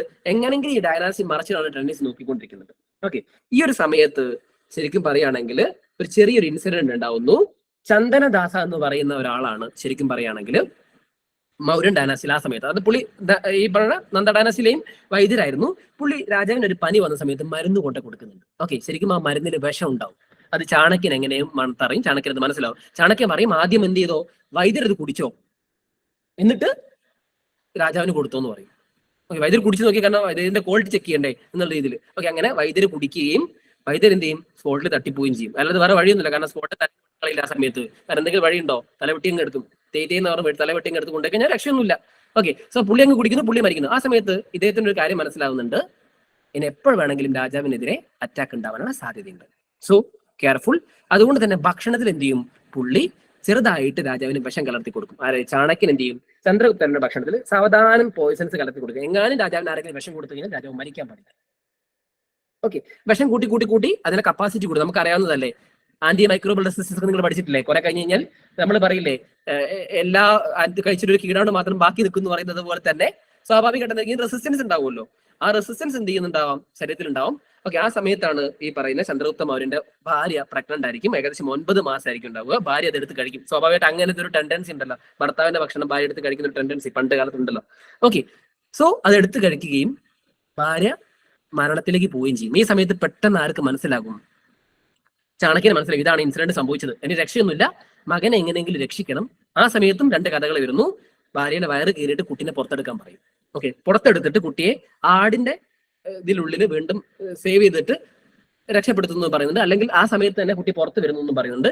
അങ്ങനെ വന്നിട്ടുള്ള മകനാണ് ബിന്ദുസാര എന്ന് പറയുന്നത്. ബിന്ദു എന്ന് പറയുകയാണെങ്കിൽ രക്തക്കറ എന്നർത്ഥം. അതായത് ആ സമയത്ത് ചാണക്യൻ ഇടുന്ന പേരാണ്. കാരണം കുട്ടിയെ പുറത്തെടുക്കുന്ന സമയത്ത് കുട്ടീന്റെ തലയുടെ ഭാഗങ്ങളിൽ രക്തക്കറ ഉണ്ടാവും. ഓക്കെ, അത് സംസ്കൃതത്തിൽ ബിന്ദു, രക്തം എന്നുള്ള അർത്ഥത്തിൽ ബിന്ദുസാര എന്നുള്ള പേര് പുള്ളിക്ക് കൊടുക്കുന്നുണ്ട്. അങ്ങനെയാണ് ബിന്ദുസാര എന്ന് പറയുന്ന പേരില് മകൻ ജനിക്കുന്നത്. ഓക്കെ, അയാൾ ജനിച്ചത് പോലും അത്രയും എന്താ പറയാ സ്ട്രഗിളിലൂടെയാണെന്ന് നിങ്ങൾക്ക് ഊഹിക്കാം. അത്രയും പവർഫുൾ ആയിട്ടാണ്. തീയിൽ ജനിച്ചവൻ തീയിൽ കുരുത്തൻ എന്നൊക്കെ പറയുന്നത് അതുപോലെയാണ് Bindusara. Is too much powerful. Okay, നമുക്ക് അവിടെ അദ്ദേഹത്തിനെ കുറിച്ച് പറയാം. ഓക്കെ, കഥ വരുന്നതാണ്. ഓക്കെ, അപ്പൊ ഇത് എന്ത് ചെയ്യുന്നുണ്ട് മനസ്സിലാകുന്നു. സ്വാഭാവികമായിട്ട് ഇദ്ദേഹം പ്രൈം മിനിസ്റ്റർ ആണല്ലോ ചാണക്യൻ പ്രൈം മിനിസ്റ്റർ എന്ന് മറ്റാൾക്കാർക്ക് ഇഷ്ടപ്പെടുവോ? ഇല്ല. കൊട്ടാരത്തിലെ ആൾക്കാർ കുറ്റം പറഞ്ഞു നടക്കും. രാജാവിന് മിക്കവാറും ചാണക്യൻ തട്ടിയിട്ട് ചാണക്യൻ എന്ത് ചെയ്യും, ഇനി ഭരണം പിടിച്ചെടുക്കാൻ സാധ്യതയുണ്ടെന്ന് പറയും. ഓക്കെ, ഇത് ആർക്ക് ബുദ്ധിമുട്ടാവും? ചന്ദ്രഗുപ്തമാരുടെ ബുദ്ധിമുട്ടാവും. ചന്ദ്രഗുപ്തമാരും വിചാരിക്കും എങ്ങാനും പ്രശ്നമായിരിക്കും, ഇനിയിപ്പോ ഇതൊന്നും വഴിയില്ല, നമുക്കിത് എങ്ങനെയെങ്കിലും ചാണക്യനെ എങ്ങനെ കൊന്നാലെന്ന് പിടിച്ച് ചന്ദ്രഗുപ്തമാരൻ എന്ത് ചെയ്യും, കോർട്ടിൽ നിന്ന് ചാണക്യനെ പുറത്താക്കാൻ തീരുമാനിക്കും. എളുപ്പത്തിൽ പുറത്താക്കാൻ പറ്റത്തില്ല. അദ്ദേഹം എന്ത് ചെയ്യുന്നു, പണ്ട് കാലത്ത് നന്ദാഡാനാശി നടത്തിക്കൊണ്ടിരിക്കുന്ന ഒരു ഉത്സവമുണ്ട്, കൗമുദി ഫെസ്റ്റിവൽ എന്ന് പറയും. ഓക്കെ, ഇത് വലിയൊരു ലാർജർ ഫെസ്റ്റിവൽ ആണ് കൗമുദി ഫെസ്റ്റിവൽ എന്ന് പറയുന്നത്. ആ ഫെസ്റ്റിവൽ ശരിക്കും പറയുകയാണെങ്കിൽ നടത്താൻ വീണ്ടും തീരുമാനിക്കും. ഓക്കെ, നിങ്ങൾക്ക് എക്സാമ്പിൾ നിങ്ങൾക്ക് മനസ്സിലാവണമെന്നുണ്ടെങ്കിൽ ബാഹുബലിയില് പൽവാൾ ദേവൻ അദ്ദേഹത്തിന്റെ ഒരു വലിയൊരു സ്റ്റാച്ചു ഉണ്ടാക്കുന്ന ഫിഗർ നിങ്ങൾ കണ്ടിട്ടുണ്ടോ? ഓക്കെ, ആ ഒരു ഫിഗർ കണ്ടില്ല. അപ്പോൾ സാധാരണക്കാരെ പണം പൈസ ഒക്കെ പിടിച്ചെടുക്കുന്നത് കണ്ടിട്ടില്ലേ? ഓക്കെ, അതേപോലൊരു ടെൻഡൻസി ആയിരുന്നു അദ്ദേഹം ചെയ്തുകൊണ്ടിരുന്നത്. കാരണം പണം കാര്യങ്ങളൊക്കെ ഈ ഉത്സവത്തിന് വേണ്ടി പിടിച്ചെടുക്കും. അത് ഭയങ്കര ബുദ്ധിമുട്ടായിരുന്നു. ഈ ഉത്സവം ശരിക്കും മൗര്യൻസ് സ്റ്റാർട്ടിങ്ങിൽ നിർത്തി കളഞ്ഞിരുന്നു. കാരണം ജനങ്ങൾക്ക് അത്രയും ബുദ്ധിമുട്ടാണ്. ചാണക്യൻ ആദ്യമേ കൊടുത്തൊരു ഉപദേശം എന്ന് പറയുന്നത് ജനങ്ങളെ ഉപദ്രവിക്കുന്ന ഒരു തരത്തിൽ പോലും നിങ്ങൾ എന്ത് ചെയ്യാൻ പാടില്ല എന്ന് ആരോട് പറഞ്ഞിട്ടുണ്ട്? ചന്ദ്രഗുപ്തമാരനോട് പറഞ്ഞിട്ടുണ്ട്. ഇത് തുടങ്ങാൻ പോവുകയാണെന്നുള്ള വിളംബരം വരുന്നു. ചാണക്യൻ എന്ത് ചെയ്യുന്നു, ചന്ദ്രഗുപ്തമാരനോട് ചോദിക്കുന്നു. സ്വാഭാവികമായിട്ട് ഇവർ തമ്മിൽ കോൺഫ്ലിക്ട് ഉണ്ടാവുമല്ലോ. ചന്ദ്രഗുപ്തമാരൻ എന്ത് ചെയ്യുന്നു, ചാണക്യനെ ഇറക്കി വിടുന്നു. ചാണക്യന് പോകാൻ ഒരുപാട് സ്ഥലമാണ്. ചാണക്യൻ പോയി തക്ഷശിലയിൽ പോയിട്ട് വീണ്ടും പഠിപ്പിക്കാൻ നിൽക്കുന്നു. കുറച്ച് കഴിഞ്ഞപ്പോഴാണ് ആർക്ക് ഇത് മനസ്സിലാകുന്നത്, ഇത് മൊത്തം ഞാൻ നേരത്തെ പറഞ്ഞ അമാത്യ രാക്ഷസല്ലേ നന്ദ ഡൈനാസിയിലെ പ്രൈം മിനിസ്റ്റർ, അദ്ദേഹം ചെയ്യിപ്പിച്ചതാണ് ഈ പറഞ്ഞ കാര്യങ്ങൾ മൊത്തം. എങ്ങനെയെങ്കിലും, കാരണം ചാണക്യൻ പോയാൽ മാത്രമേ ആർക്ക് തോൽപ്പിക്കാൻ സാധിക്കുള്ളൂ, ചന്ദ്രഗുപ്തമാരനെ തോൽപ്പിക്കാൻ സാധിക്കുള്ളൂ. ഇത് ആർക്ക് മനസ്സിലാകുന്നു? ഈ പറയുന്ന ചാണക്യന് മനസ്സിലാകുന്നുണ്ട്. ഓക്കെ, അതുപോലെ ചന്ദ്രഗുപ്തമാരന് പിന്നീട് മനസ്സിലാകുന്നുണ്ട്. അപ്പൊ അവരെന്ത് ചെയ്യുന്നു വെച്ച് കഴിഞ്ഞാല് ചന്ദ്രഗുപ്തമാരൻ എന്ത് ചെയ്യും, കാര്യം മനസ്സിലാവുന്നു. തന്റെ ഗുരുവാണല്ലോ ആര്, ഈ പറഞ്ഞ ചാണക്യൻ, അദ്ദേഹത്തിനെ വിളിക്കുന്നു. ഒരു മന്ത്രിനെ പറഞ്ഞ വിളിക്കുന്നു, വരുന്നില്ല. ശേഷം എന്ത് ചെയ്യുന്നു, ചന്ദ്രഗുപ്തൻ വരെ നേരിട്ടിട്ട് ഈ പറയുന്ന തക്ഷശിലയിൽ പോയിട്ട് കാണുന്നു. ആ സമയത്ത് പറയുന്നു, മകനെ, എന്റെ അവസരം കഴിഞ്ഞു. ഓക്കെ, ഞാൻ നിനക്ക് ഇനി ഒന്നും പറഞ്ഞു തരാനില്ല, ഞാൻ നിനക്ക് എല്ലാം പറഞ്ഞു തന്നിട്ടുണ്ട്. ഇനി നിനക്കാണ് മുമ്പോട്ട് കൊണ്ടുപോകേണ്ടത്. ഞാൻ നിന്നോടുള്ള ദേഷ്യത്തിന് ഇറങ്ങി വന്നതല്ല, എന്റെ ആ സമയത്തുള്ള ഡ്യൂട്ടി കഴിഞ്ഞു. ഇനി എന്റെ അടുത്ത ഡ്യൂട്ടിയുടെ കുട്ടികളെ പഠിപ്പിക്കുക എന്നുള്ളതാണ്. നീ ഒരു കാര്യം ചെയ്യുക, അമാത്യ രാക്ഷസൻ ഉണ്ട്, അവൻ ഭയങ്കര ആത്മാർത്ഥത ഉള്ളവനാണ്, അവനെ വേണം നീ പ്രൈം മിനിസ്റ്റർ ആക്കിക്കോ എന്ന് പറയും. പക്ഷെ അവൻ നേരെ ഓപ്പോസിറ്റ് ടീമിലല്ല ഉള്ളത്. ഓക്കെ, അവൻ എപ്പോഴും മറച്ചിട്ട് നിൽക്കുകയാണ്. ഓക്കെ, ശരിക്കും ഇതിന് മുൻപ് ഒരു കഥയുണ്ട്. അതായത് തൊട്ട് മുൻപ് ഈ ഭരണം പിടിച്ചെടുക്കുന്ന സമയത്ത് ചന്ദ്രഗുപ്തമൗര്യൻ ആരാ ശരിക്കും? വെറും ഒരു സാധാരണക്കാരനല്ല. അവന് നന്ദാഡാനാസിയോട് തോൽപ്പിക്കാൻ പറ്റൂല്ല. ആ സമയത്ത് നന്ദാഡാനാസിയെ സഹായിക്കുന്ന ഒരാളുണ്ട്, അത് പർവ്വത മഹാരാജാവാണ്. ഓക്കെ, പർവ്വത മഹാരാജാവിന്റെ സഹായത്തോടു കൂടിയാണ് ശരിക്കും പറഞ്ഞ് നന്ദാഡാനാസിയെ തോൽപ്പിക്കുന്നത്. ഓക്കെ, ആ സമയത്ത് ഒരു അഗ്രിമെന്റ് സൈൻ ചെയ്യുന്നുണ്ട്. അതായത് രാജ്യം കിട്ടിക്കഴിഞ്ഞാൽ നമുക്ക് 2 ആയിട്ട് ഡിവൈഡ് ചെയ്യാം എന്നുള്ളത്. പക്ഷേ ആ സമയത്ത് ചാണക്യൻ എന്ത് ചെയ്യുന്നു, 2 ആയിട്ട് ഡിവൈഡ് ചെയ്യാൻ തയ്യാറായില്ല. ചാണക്യൻ ഈ പർവ്വത മഹാരാജാവിനെ വിഷകന്യകമാരെ ഉപയോഗിച്ച് കൊന്നുകളയും. ഓക്കെ, ആ സമയത്ത് ഇദ്ദേഹത്തിന്റെ ഒരു മകനും കൂടി ഉണ്ട്. ഈ മകൻ ആരോട് ദേഷ്യം ഉണ്ടാവും? ചന്ദ്രഗുപ്തമാരനോട് ദേഷ്യം ഉണ്ടാവും. കഥ മനസ്സിലാകുന്നുണ്ടല്ലോ? Just a story. ഓക്കെ, നിങ്ങൾക്ക് ആ കണക്ഷൻ കിട്ടാൻ വേണ്ടി മാത്രമാണ്. ക്ലിയർ? ഓക്കെ, സോ ദേഷ്യം സ്വാഭാവികമായിട്ടുണ്ടാവും. അപ്പോൾ എന്താണ്, ഈ രാക്ഷസിയും അതേപോലെ തന്നെ ഈ പറയുന്ന പർവ്വത രാജാവിന്റെ മകനായിട്ടുള്ള മിലയനും രണ്ടും തമ്മിൽ എന്ത് ചെയ്യുന്നുണ്ടാവും? ഫ്രണ്ട്ഷിപ്പിലാണ്. അവർ തമ്മിൽ എന്ത് ചെയ്യുന്നു, എങ്ങനെയെങ്കിലും ഇവർ തോൽപ്പിക്കാനുള്ള പ്ലാൻ ഉണ്ടാക്കുന്നു. ഓക്കെ, ആ സമയത്താണ് ശരിക്കും പറഞ്ഞാൽ എന്ത് ചെയ്യുന്നത്, ഞാൻ പറഞ്ഞു നന്ദ ഡൈനാസ്റ്റിയിൽ ഓൾറെഡി മരിച്ചൊരു ആളില്ലേ, ആരായിരുന്നു? ഈ ചന്ദ്രദാസ. പുള്ളിനെ മുദ്ര മോതിരം എടുത്തിട്ട് എന്ത് ചെയ്യും, ചാണക്യനോട് ഈ പറഞ്ഞ ചാണക്യൻ പറയും, നീ ഒരു കാര്യം ചെയ്തോ, നീ അമാത്യ രാക്ഷസന്റെ ഒരു ലെറ്റർ അയക്കി, അതായത് നിന്നെ ഞാൻ പ്രൈം മിനിസ്റ്റർ ആയിട്ട് അപ്പോയിന്റ് ചെയ്യുന്നു, അതുകൊണ്ട് തന്നെ ഈ മുദ്ര മോതിരം വെച്ച് നീ അയക്കണം എന്ന് പറയും. ഓക്കെ, സ്വാഭാവികമായിട്ട് സർവൈലൻസ് ഉണ്ടാവുമല്ലോ ഈ പറഞ്ഞ പർവ്വതരാജാവിന്റെ മകന്. ഓക്കെ, അവരെന്ത് ചെയ്യും, പുള്ളി അത് കണ്ടുപിടിക്കുകയും പുള്ളി വിചാരിക്കും ഈ പറയുന്ന അമാത്യ രാക്ഷസൻ എനിക്കെതിരെ തിരിഞ്ഞ് എന്നെ കൊല്ലാൻ പോവാണെന്ന് ആര് ചിന്തിക്കും, ഈ പർവ്വത രാജാവിന്റെ മകൻ തീരുമാനിക്കും. അങ്ങനെ എന്ത് ചെയ്യുന്നു, ഈ പർവ്വത രാജാവിന്റെ മകനെയും അതേപോലെ അമാത്യ രാക്ഷസനെയും അങ്ങോട്ടും ഇങ്ങോട്ടും ഓപ്പോസിറ്റ് ആക്കി ഇവരെ തമ്മിൽ അടുപ്പിച്ച് കൊന്നു കളയും. ഓക്കെ, എന്തിന്റെ എന്ത് ചെയ്യും, വീണ്ടും ഈ പറയുന്ന മൗര്യൻ ഡൈനാസ്റ്റി സ്റ്റേബിൾ ആക്കും. ഈ ഒരു കഥയാണ് ശരിക്കും പറഞ്ഞാൽ വിശാഖദത്തിന്റെ മുദ്ര രാക്ഷസ എന്ന് പറയുന്നത്. അതായത് വീണ്ടും ഈ പറയുന്ന മൗര്യൻ ഡൈനാസ്റ്റി സ്റ്റേബിൾ ആക്കുന്ന ഒരു സ്റ്റോറിയാണ് മുദ്ര രാക്ഷസയിൽ പറയുന്നത്. ഓക്കെ, ആ മുദ്ര മോതിരത്തിന്റെ മുകളിലാണ് കഥ മൊത്തം പോകുന്നത്. അതുകൊണ്ടാണ് മുദ്ര രാക്ഷസ എന്ന് ഞാൻ പറഞ്ഞത്. ഈ പറഞ്ഞ പ്രൈം മിനിസ്റ്റർ പേരാണ്. ആ മുദ്ര മോതിരം വെച്ചിട്ടാണ് രാക്ഷസനെ തോൽപ്പിക്കുന്നത്. ദാറ്റ്സ് നോൺ ആസ് മുദ്ര രാക്ഷസ is A famous story. Clear ആയോ സ്റ്റോറി? ഡൺ. ഓക്കെ, അത് നിങ്ങൾ അറിഞ്ഞിരുന്നാൽ മതി. ക്വസ്റ്റ്യൻ UPSC ചോദിച്ചിട്ടുണ്ട്. സ്റ്റോറി ഇത്രയും വലുതല്ല, ക്വസ്റ്റ്യൻ ഞാൻ കാണിച്ചില്ല. വളരെ സിമ്പിൾ സ്റ്റോറിയാണ് UPSC ചോദിച്ചത്. ഓക്കെ, അടുത്തത് മാളവികാഗ്നിമിത്രമാണ്. മാളവികാഗ്നിമിത്രം എന്ന് പറയുന്നത് കാളിദാസന്റെ ആദ്യത്തെ എന്താണ്, മാളവികാഗ്നിമിത്രം കേട്ടിട്ടുണ്ടോ? കാളിദാസന്റെ എന്താണത്? ഫസ്റ്റ് ഡ്രാമയാണ്. അദ്ദേഹം എഴുതുന്ന ആദ്യത്തെ ഡ്രാമയാണ് എഴുതുന്നത്, കാവ്യമാണ്. ശരിക്കും പറയുകയാണെങ്കിൽ എന്ത് പറയുന്നത്, മാളവികാഗ്നിമിത്രം എന്ന് പറയുന്നത്. ഓക്കെ, ഇത് ശരിക്കും പറഞ്ഞാൽ ഈ മാളവികാഗ്നിമിത്രത്തില് പുഷ്യമിത്ര ശുങ്കയെ കുറിച്ചാണ് ഡീറ്റെയിൽ ആയിട്ട് പറഞ്ഞുകൊണ്ടിരിക്കുന്നത്. ഓക്കെ, അതിനകത്ത് കാളിദാസൻ ഫസ്റ്റ് പ്ലേ ആണെന്നുള്ളത്. സ്പെസിഫിക്കലി അതിനകത്ത് പറയുന്നത് അഗ്നിമിത്രന്റെ പ്രണയത്തെ കുറിച്ചാണ്. ഓക്കെ, അഗ്നിമിത്രന്റെ പ്രണയത്തെ കുറിച്ച് പറയുന്ന ഭാഗങ്ങളിലാണ് മൗര്യൻ ഡൈനാസ്റ്റിയെ കുറിച്ച് മെൻഷൻ ചെയ്യുന്നത്. ഓക്കെ, അപ്പൊ അതിനകത്ത് നിങ്ങൾ ഓർത്തിരിക്കേണ്ട ഒരു ഭാഗം എന്ന് വെച്ചാൽ അഗ്നിമിത്രൻ എന്ന് പറയുന്നത് പുഷ്യമിത്ര ശുങ്കന്റെ മകനാണ്. അഗ്നിമിത്രന്റെ ഭാര്യയുണ്ട്, ധരണി എന്ന് പറയും. ഓക്കെ, അങ്ങനെ ഒരു സമാധാനമായിട്ട് ജീവിച്ചു പോവാണ്. ഒരു സമയത്ത് അദ്ദേഹം എന്ത് ചെയ്യുന്നുണ്ട്, ഒരു ചിത്രം കാണുകയാണ്. ആ ചിത്രത്തിൽ ഒരു പെൺകുട്ടി, മാളവിക എന്ന് പറഞ്ഞൊരു സർവന്റ് പെൺകുട്ടി, ഒരു എന്താ പറയാ പാടത്ത് ഇങ്ങനെ ഇത് നിൽക്കുന്ന ചിത്രമാണ്. അപ്പൊ സ്വാഭാവികമായിട്ട് അദ്ദേഹത്തിന് ഒരു താല്പര്യം തോന്നും. അങ്ങനെ എന്ത് ചെയ്യുന്നു, അഗ്നിമിത്രനെ ഈ പെൺകുട്ടിയെ കണ്ടുപിടിക്കാൻ ഭടന്മാരോട് ഉത്തരവിടുന്നു. ഇത് ആർക്ക് മനസ്സിലാകുന്നു, അഗ്നിമിത്രന്റെ ഭാര്യയ്ക്ക് മനസ്സിലാകുന്നു. അഗ്നിമിത്രന്റെ ഭാര്യ മുമ്പേ ചിന്തിച്ചു. പുള്ളിക്കാരി എന്ത് ചെയ്തു, ഈ പറഞ്ഞ മാളവികയെ അറസ്റ്റ് ചെയ്തിട്ട് ജയിലിലാക്കി. ഓക്കെ, മുൻപേ ചിന്തിക്കുമല്ലോ. അപ്പൊ അതുകൊണ്ട് പുള്ളിക്കാരി ആരെ പിടിച്ചിട്ട് ജയിലിലാക്കി. ഇത് കുറെ കാലം കഴിഞ്ഞതിന് ശേഷമാണ് അഗ്നിമിത്രൻ അറിയുന്നത്. അങ്ങനെ ഫൈനലി എന്ത് ചെയ്യുന്നു, ഇവർ തമ്മിൽ ബന്ധം ഉണ്ടാവുകയും ഇവർക്ക് കുട്ടികൾ ഉണ്ടാവുകയും ചെയ്യും.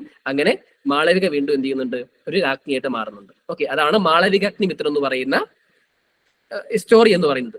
ചിലപ്പോൾ ഇങ്ങനെ UPSC സ്റ്റോറി ചോദിക്കാറുണ്ട്. അതുകൊണ്ട് മാത്രമാണ് ഞാൻ ഈ സ്റ്റോറി പറയുന്നത്. രണ്ടാമത്തത്, നിങ്ങൾക്ക് സ്റ്റോറി കേൾക്കുമ്പോൾ നിങ്ങൾക്ക് കുറച്ചുകൂടി ധാരണ വരുമല്ലോ, അതുകൊണ്ട്. Okay, that is not as മാളവികാഗ്നിമിത്രം.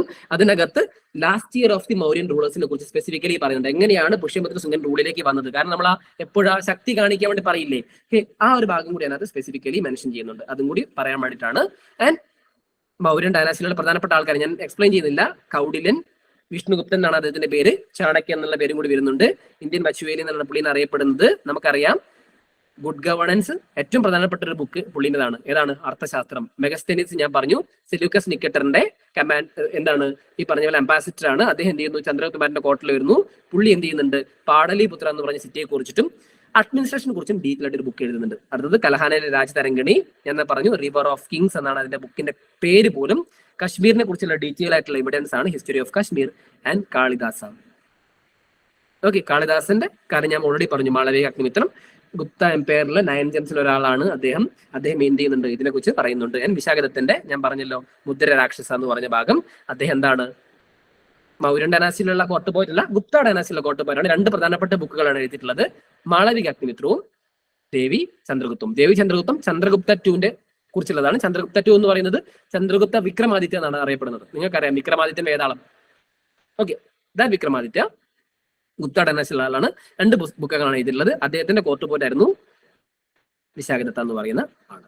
Okay, this is the sources. ഇത്രയും ഭാഗം ഓക്കെ ആണോ? ഇനി നമ്മൾ ഫൗണ്ടർ ചന്ദ്രഗുപ്ത മൗര്യനെ കുറിച്ചാണ് പറയുന്നത്. ചന്ദ്രഗുപ്ത മൗര്യന് ശേഷം ബിന്ദുസാര വന്നു. ബിന്ദുസാരയ്ക്ക് ശേഷം അശോകൻ വന്നു. അശോകന് ശേഷം മൗര്യൻ ഡൈനാസ്റ്റിയിൽ വന്നിട്ടുള്ള ആൾക്കാരൊക്കെ വീക്ക് റൂളേഴ്സ് ആയിരുന്നു. അവസാനത്തെ റൂളർ എന്ന് പറയുന്നത് ബൃഹദത്തയാണ്. അദ്ദേഹമാണ് ലാസ്റ്റ് മൗര്യൻ റൂളർ എന്ന് പറയുന്നത്. ബൃഹദത്ത 1855 BC വരെ ഭരിച്ചിട്ടുണ്ടായിരുന്നു. ആ സമയത്ത് അദ്ദേഹത്തിന്റെ, ഞാൻ ആ എൻഡിങ് പറയാൻ ഒന്നുകൂടി, ഞാനിപ്പോ ജസ്റ്റ് ഒന്ന് കണക്ട് ചെയ്യുന്നത് മാത്രമേ ഉള്ളൂ. അദ്ദേഹത്തിന്റെ അമാത്യ, അതായത് പ്രൈം മിനിസ്റ്റർ ആയിരുന്നു പുഷ്യമിത്ര ശുങ്ക എന്ന് പറയുന്ന ആള്. Is A Brahmin. അദ്ദേഹം എന്ത് ചെയ്യുന്നു, ഈ പറഞ്ഞ ബൃഹദത്തെ പരാജയപ്പെടുത്തിയിട്ട് പുതിയൊരു ഡൈനാസ്റ്റി ഉണ്ടാക്കുന്നു. Dynasty is known as Shunga dynasty. 185 BC-യിൽ, സോറി 1880 ആണ് പറഞ്ഞത്, 185 BC-യിൽ എന്ത് ചെയ്യുന്നു, ഒരു പുതിയ ഡൈനാസ്റ്റി ഉണ്ടാക്കുന്നു. Dynasty is known as Shunga dynasty. Okay, ആ ഒരു ഭാഗം നിങ്ങൾ ഓർത്തിരുന്നാൽ മതി. ഇനി നമുക്ക് ഓരോരോ ആൾക്കാരെ കുറിച്ച് പഠിച്ചിട്ട് പോവാം. കിങ്. ഓക്കെ, അതിലാദ്യം നമ്മൾ ഡിസ്കസ് ചെയ്യുന്നത് ചന്ദ്രഗുപ്ത മൗര്യനെ കുറിച്ചിട്ടാണ്. ചന്ദ്രഗുപ്തനെ കുറിച്ച് നമ്മൾ ആദ്യം തന്നെ പറഞ്ഞു, ഫൗണ്ടർ ആണ്. ഓക്കെ, നമ്മൾ എല്ലാ ഡീറ്റെയിൽസും ഇനീഷ്യലി പറഞ്ഞു കഴിഞ്ഞു. സെലൂക്കസ് നിക്കേറ്ററിന്റെ കാര്യം പറഞ്ഞു. അലക്സാണ്ടറിന്റെ ജനറൽ ആണ്. അദ്ദേഹമായിട്ട് ഒരു ട്രീറ്റി സൈൻ ചെയ്യുന്നുണ്ട്. ആ ട്രീറ്റി സൈൻ ചെയ്യുന്നതിന്റെ ഭാഗമായിട്ടാണ് മെഗസ്തനീസ് എന്ത് ചെയ്യുന്നത്, മൗര്യൻ കോർട്ടിലേക്ക് വരുന്നത്. അദ്ദേഹം ഗ്രീക്ക് അംബാസിഡർ കൂടിയാണ് എന്നുള്ള കാര്യം ഓർത്തിരിക്കുക.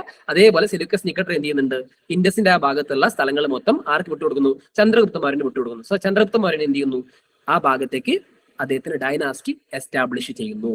ഓക്കെ, അദ്ദേഹം ജൈനിസം ആയിരുന്നു ഫോളോ ചെയ്തുകൊണ്ടിരുന്നത്. ഓക്കെ, അപ്പൊ അദ്ദേഹത്തിന്റെ മരണവും ജൈനിസമായിട്ട് ബന്ധപ്പെട്ടതാണ്. അദ്ദേഹം എന്ത് ചെയ്യുന്നു, സ്വന്തം മകനെ രാജ്യം ഏൽപ്പിച്ചിട്ട് എന്ത് ചെയ്യുന്നു, അദ്ദേഹം സെല്ലേഖന എന്ന് കേട്ടിട്ടുണ്ടോ, ജൈനിസത്തിലെ ഒരു പ്രാക്ടീസ് ആണ്. ഓക്കെ, സെല്ലേഖന പ്രാക്ടീസസിലേക്ക് പോകുന്നു, അതായത് പട്ടിണിടുന്ന് മരിക്കുക. ഓക്കെ, അത് ഭദ്രബാഹുവിന്റെ ഭാഗമാണ്, അദ്ദേഹത്തിന്റെ ഭാഗത്തേക്ക്. ഞാൻ ജൈനിസം എക്സ്പ്ലെയിൻ ചെയ്യുമ്പോൾ നിങ്ങൾക്ക് ധാരണ വരും. ഓക്കെ, ഞാൻ ജസ്റ്റ് ഒന്ന് എക്സ്പ്ലെയിൻ ചെയ്ത് തരാം. ജൈനിസത്തിന് പ്രധാനമായിട്ട് 2 ഡിവിഷൻ ആണുള്ളത്. ഏതൊക്കെയായിരുന്നു ജൈനിസം, ഡിവിഷൻ ഓഫ് ജൈനിസം? ശ്വേതാംബരാസും ദിഗംബരാസും. ഓക്കെ, ശ്വേതാംബരം നിങ്ങൾ കേൾക്കുമ്പോൾ പോലെ താമരപ്പൂ പോലുള്ള ആൾക്കാരാണ്, അപ്പൊ ഒരു വൈറ്റ് ഡ്രസ് ഇട്ട് നടക്കുന്ന ആൾക്കാരാണ്. ദിഗംബരാസ് എന്ന് പറയുന്നത് നമ്മുടെ, നിങ്ങൾ ദിഗംബരൻ എന്ന് പറഞ്ഞ മൂവി കേട്ടിട്ടില്ലേ, നമ്മുടെ പൃഥ്വിരാജിന്റെ അതേപോലുള്ള ക്യാരക്ടർ, ദേ ആർ നാക്ട്.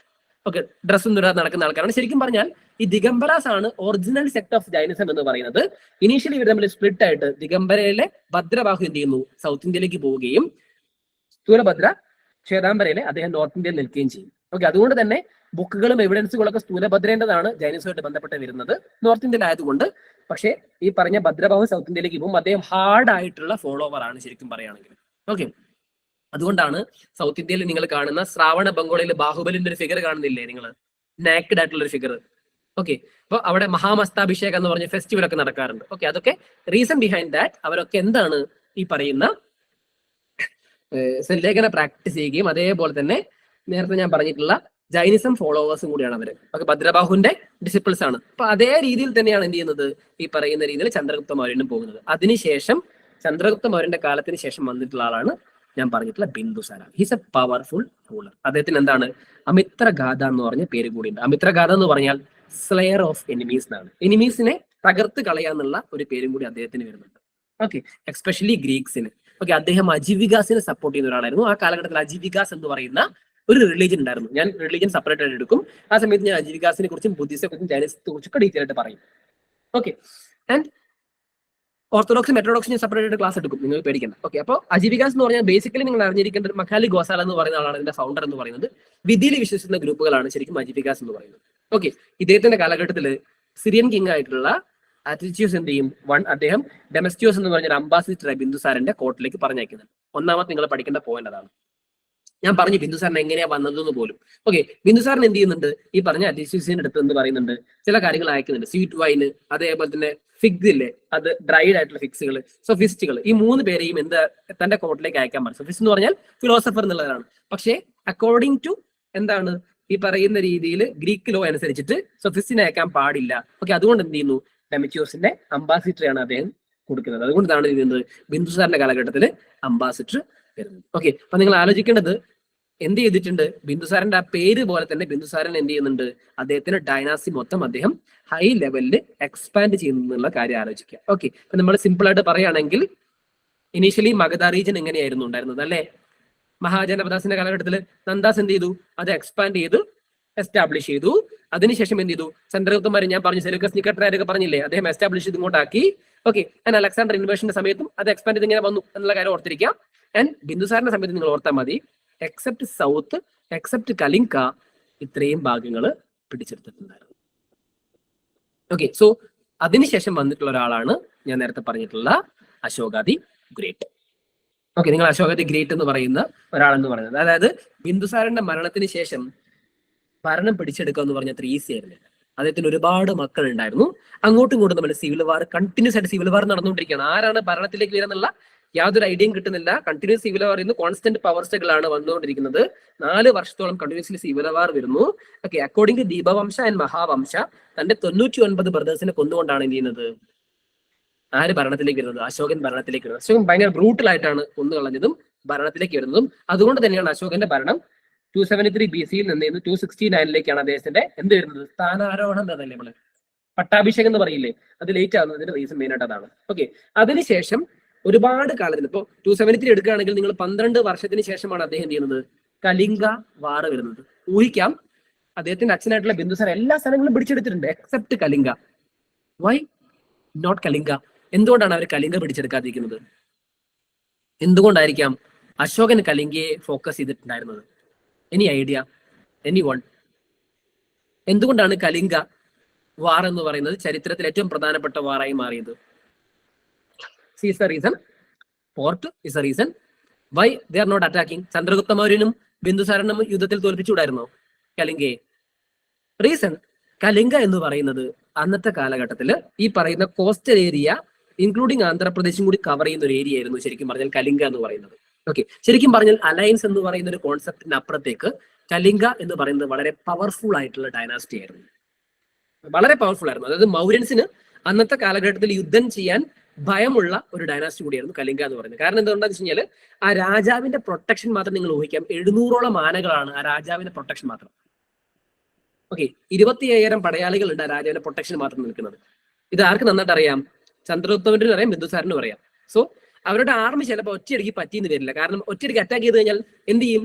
എങ്ങാനും ഈ യുദ്ധത്തിൽ ചിലപ്പോൾ തോൽക്കില്ലായിരിക്കാം, പക്ഷെ എന്ത് ചെയ്യും? ഒരു ഇൻസ്റ്റബിലിറ്റി ഉണ്ടാവാനുള്ള സാധ്യതയുണ്ട്. അപ്പൊ നോർത്ത് വെസ്റ്റേൺ പാർട്ടിന് അറ്റാക്ക് വരുമോ? അങ്ങനെ വന്നു കഴിഞ്ഞാൽ എന്ത് സംഭവിക്കും? മൗര്യൻസ് കംപ്ലീറ്റ്ലി വീഴാനുള്ള സാധ്യതയുണ്ട്. സോ ഞാൻ മുമ്പ് പറഞ്ഞതുപോലെ തന്നെ ശക്തന്മാരോട് എന്ത് ചെയ്യാൻ പാടില്ല? അലയൻസ് മാത്രമേ ഉണ്ടാക്കാൻ പാടുള്ളൂ എന്നുള്ള ഒരു കണ്ടീഷൻ വരുന്നു. ഓക്കെ, അശോകൻ വരുന്നു. അശോകന്റെ കാലഘട്ടത്തിൽ അശോകന് ഒരു സ്ഥലം മാത്രമേ പിടിച്ചെടുക്കാൻ. അശോകന് ഭയങ്കര സ്നേഹമുള്ള ആളൊന്നുമല്ല ഇനീഷ്യലി. ഓക്കെ, അശോകൻ എന്ത് ചെയ്തിട്ടുണ്ട്? അശോകൻ ആ ഭാഗം കൺട്രോൾ ചെയ്യുന്ന ആഗ്രഹമുണ്ട് ശക്തമായിട്ട്. പക്ഷേ അശോകൻ അതിന് റെഡി ആയിരുന്നു കഴിഞ്ഞ 10 വർഷം, അതായത് 12 വർഷമായിട്ട്. നിങ്ങൾ ഇപ്പൊ 269 ആണെങ്കിൽ നിങ്ങൾ ഊഹിച്ചാൽ മതി, ഏകദേശം 8 വർഷമായിട്ട് അശോകൻ എന്ത് ചെയ്യുന്നു? റെഡി ആക്കിയായിരുന്നു, ready for the army for battle with Kalinga.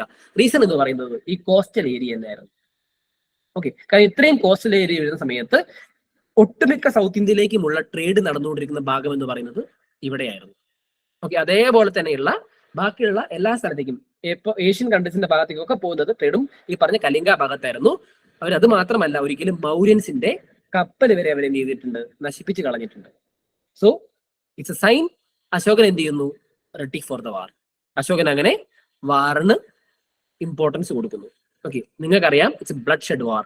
വളരെ ബ്രൂട്ടൽ ആയിട്ടുള്ള വാറായിരുന്നു. കൊച്ചു കുട്ടികളെ വരെ വെട്ടിക്കൊന്ന് എന്ന് പറയില്ലേ, ആ ലെവലിലുള്ള വാറായിരുന്നു. ഇതാണ് ശരിക്കും പറഞ്ഞാൽ അശോകന്റെ ലൈഫിലെയും അതേപോലെ ഇന്ത്യൻ ഹിസ്റ്ററിയിലെയും ഏറ്റവും പ്രധാനപ്പെട്ട ഭാഗം എന്ന് പറയുന്നത്. ശരിക്കും പറഞ്ഞാൽ ഈ കലിംഗ എന്ന് പറയുന്നത് ദയാ റിവറിന്റെ തീരത്താണ്. ദയാ റിവർ മൊത്തം ബ്ലഡ് ആയിട്ട് ഒഴുകി എന്നാണ് ആ കാലഘട്ടത്തിൽ പറയുന്നത്. ദയാ റിവറാണ്, ഫേമസ് റിവറാണ്. ആ റിവറിന് അറിയുന്നത് പോലും ഈ പറഞ്ഞ കലിംഗനെ കുറിച്ചിട്ടാണ്. അത്രയും ബ്ലഡ് ഷെഡ് ആയിട്ടുള്ള ആൻഷ്യൻസിൽ ഏറ്റവും ഇമ്പോർട്ടന്റ് ആയിട്ടുള്ള വാർ കൂടിയാണ്. ഓക്കെ, ആ സമയത്ത് ആണ് എന്ത് ചെയ്യുന്നത്? ദിഗ്വിജയിൽ നിന്നും അതിന്റെ റീസൺ ആണ് അശോകൻ ധമ്മവിജയിലേക്ക്, അതായത് ലിറ്ററലി എന്ത് ചെയ്യുന്നു? അശോകൻ കുറെ കാലത്തിന് ശേഷമാണ് ഗ്രാജുവലി എന്ത് ചെയ്യുന്നത്? ഈ പറയുന്ന ബുദ്ധിസത്തിലേക്ക് മാറുന്നത്. ഓക്കെ, അതിനൊരു ഇവന്റ് ശരിക്കും പറഞ്ഞാൽ ഹിസ്റ്റോറിയൻസ് പറയുന്നുണ്ട്. അതിനകത്ത് പറയുന്ന ഒരു ഇവന്റ് എന്ന് പറയുന്നത്, അതിനകത്ത് 5 വയസ്സായിട്ടുള്ള ഒരു ബുദ്ധ സന്യാസി കുട്ടി അശോകന്റെ മുഖത്ത് നോക്കി ചോദിക്കുന്നുണ്ട്, താൻ എന്ത് രാജാവാടോ, താൻ ഈ കണക്കിനാണ് പോകുന്നതെങ്കിൽ താൻ ജനങ്ങളെ പ്രൊട്ടക്ട് ചെയ്യുന്ന ആളല്ലേ എന്ന് പറഞ്ഞ ഒരു 5 വയസ്സായ കുട്ടി മുഖത്ത് നോക്കി ചോദിക്കുന്നുണ്ട്. ഓക്കെ, ആ സമയത്താണ് എന്ത് ചെയ്യുന്നത്? ഈ പറയുന്ന പോലെയുള്ള പ്രോബ്ലംസ് ക്രിയേറ്റ് ചെയ്യുന്നത്. ഇപ്പൊ ഗ്രാജുവലി അശോകൻ എന്ത് ചെയ്യുന്നു? ബുദ്ധിസത്തിലേക്ക് മാറുന്നു. ഇവിടെ ഹിസ്റ്റോറിയൻസിന്റെ പല എതിരഭിപ്രായങ്ങളും ഉണ്ട്, അത് ഞാൻ പറഞ്ഞു തരാം. ഓക്കെ, സോ അശോകൻ ഗ്രാജുവലി എന്ത് ചെയ്യുന്നു? ബുദ്ധിസത്തിലേക്ക് മാറുന്നു. ഓക്കെ, അശോകൻ ഈ പറഞ്ഞ പോലെ തന്നെ സാങ്ക്യ ഉപാസക ഡിസിപ്പിൾ ആവുന്നു. ഓക്കെ, ഒരു ഭിക്ഷു മോഹനെ കാണുന്നു. സ്വാഭാവികമായിട്ട് അദ്ദേഹം എന്ത് ചെയ്യുന്നു? ബോധ്ഗയയിലേക്ക് പോകുന്നു, ഒരു മിഷൻ ആക്ടിവിറ്റി ആയിട്ട് പോകുന്നു. ഓക്കെ, അശോകനെ സഹായിക്കുന്നത് ഉപഗുപ്ത എന്ന് പറയുന്ന ഒരു മോങ്കാണ്. ഓക്കെ, അദ്ദേഹം കുറെ കാലം അശോകനെ പഠിപ്പിക്കുന്നുണ്ട്. ലേറ്റർലി അശോകന് സഹായമാകുന്നത് മഗലിപുട്ടിട്ട്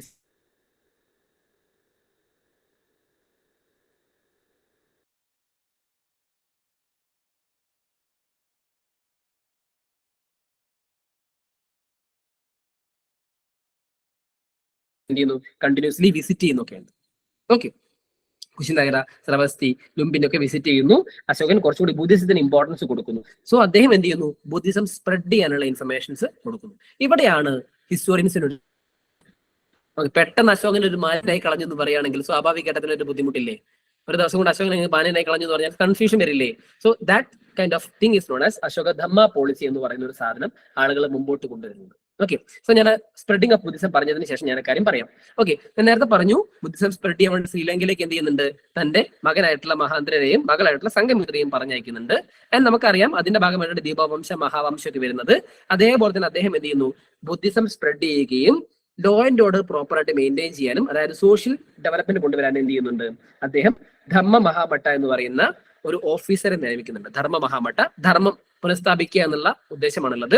അതേപോലെ തന്നെ അദ്ദേഹം എന്ത് ചെയ്യുന്നു, തേർഡ് ബുദ്ധിസ്റ്റ് കൗൺസിൽ അദ്ദേഹത്തിന്റെ കാലഘട്ടത്തിലാണ് വരുന്നത്. ആൻഡ് ഞാൻ നേരത്തെ പറഞ്ഞു പ്രസിഡന്റ് ടിസയാണ്. ഓക്കെ, അഭിധാമ പീഠക എന്ന് പറയുന്ന, ഞാൻ പറഞ്ഞു പീഠകാസിൽ ഒന്ന് എഴുതുന്നതും ആ കാലഘട്ടത്തിലാണ് എന്നുള്ള കാര്യം എക്സാമിനേഷൻ ആസ്പെക്ടിൽ ഓർത്തിരിക്കുക. ഇതാണ് ബുദ്ധിസ്റ്റ് കൗൺസിൽ. ഞാൻ ആ ബുദ്ധിസ്റ്റ് കൗൺസിലെ കുറിച്ച് ഡീറ്റെയിൽ ആയിട്ട് നിങ്ങൾക്ക് എവിടെ പറഞ്ഞു തരാം, ബുദ്ധിസം എടുക്കുമ്പോൾ പറഞ്ഞുതരാം. നമ്മൾ ഓൾറെഡി പറഞ്ഞ ഒരു ഭാഗം ഞാൻ നിങ്ങൾക്ക് ഒന്നും കൂടി റിവിഷൻ പോയിന്റ് ഓഫ് വ്യൂ പറയുന്നു. ഫസ്റ്റ് ബുദ്ധിസ്റ്റ് കൗൺസിൽ നടക്കുന്നത് രാജഗൃഹയിലാണ്. അജാതശത്രുവാണ് അത് പ്രിസൈഡ് ചെയ്യുന്നത്. ഓക്കെ, മഹാകശ്യപ്പാണ് അതിന്റെ പ്രസിഡന്റ് എന്ന് പറയുന്നത്. സെക്കൻഡ് ബുദ്ധിസ്റ്റ് കൗൺസിൽ നടക്കുന്നത് വൈശാലിയിലാണ്, അറിയാം നിങ്ങൾക്ക്. കാലശോകന സമയത്താണ് ശിശുനാഗ ഡൈനാസ്റ്റി. സബഗാമിയാണ് അതിന്റെ president. And third Buddhist council നടക്കുന്നത് ഞാൻ നേരത്തെ പറഞ്ഞു അശോകന്റെ കാലഘട്ടത്തിലാണ്. ടിസിയാണ് അതിന്റെ പ്രസിഡന്റ് എന്ന് പറഞ്ഞത്. അഭിതാമ പീഠക എഴുതുന്നതും ഈ കാലഘട്ടത്തിലാണ്. നാലാമത്തത് കുഷാനാസിന്റെ കാലഘട്ടത്തിലാണ് ഫോർത്ത് ബുദ്ധിസ്റ്റ് കൗൺസിൽ. എസ്പെഷ്യലി കുഷാനാസിന്റെ ക്യാപിറ്റൽ എന്ന് പറയുന്നത് കാശ്മീരാണ്. അവിടെയാണ് എന്ത് ചെയ്യുന്നത്, ഫോർത്ത് ബുദ്ധിസ്റ്റ് കൗൺസിൽ നടക്കുന്നത്. വാസുമിത്രയും അശ്വഘോഷയാണ് അതിന്റെ പ്രധാനപ്പെട്ട ആളുകൾ എന്ന് പറയുന്നത്. ഞാൻ എടുത്തുമ്പോൾ പറഞ്ഞുതരാം എന്തൊക്കെയാണ്. കുഷാനാസിന്റെ ഭാഗത്തുമ്പോൾ കുഷാനാസിനെ കുറിച്ച് പറയാം, അതായിരിക്കും ബെറ്റർ ആയിരിക്കാം.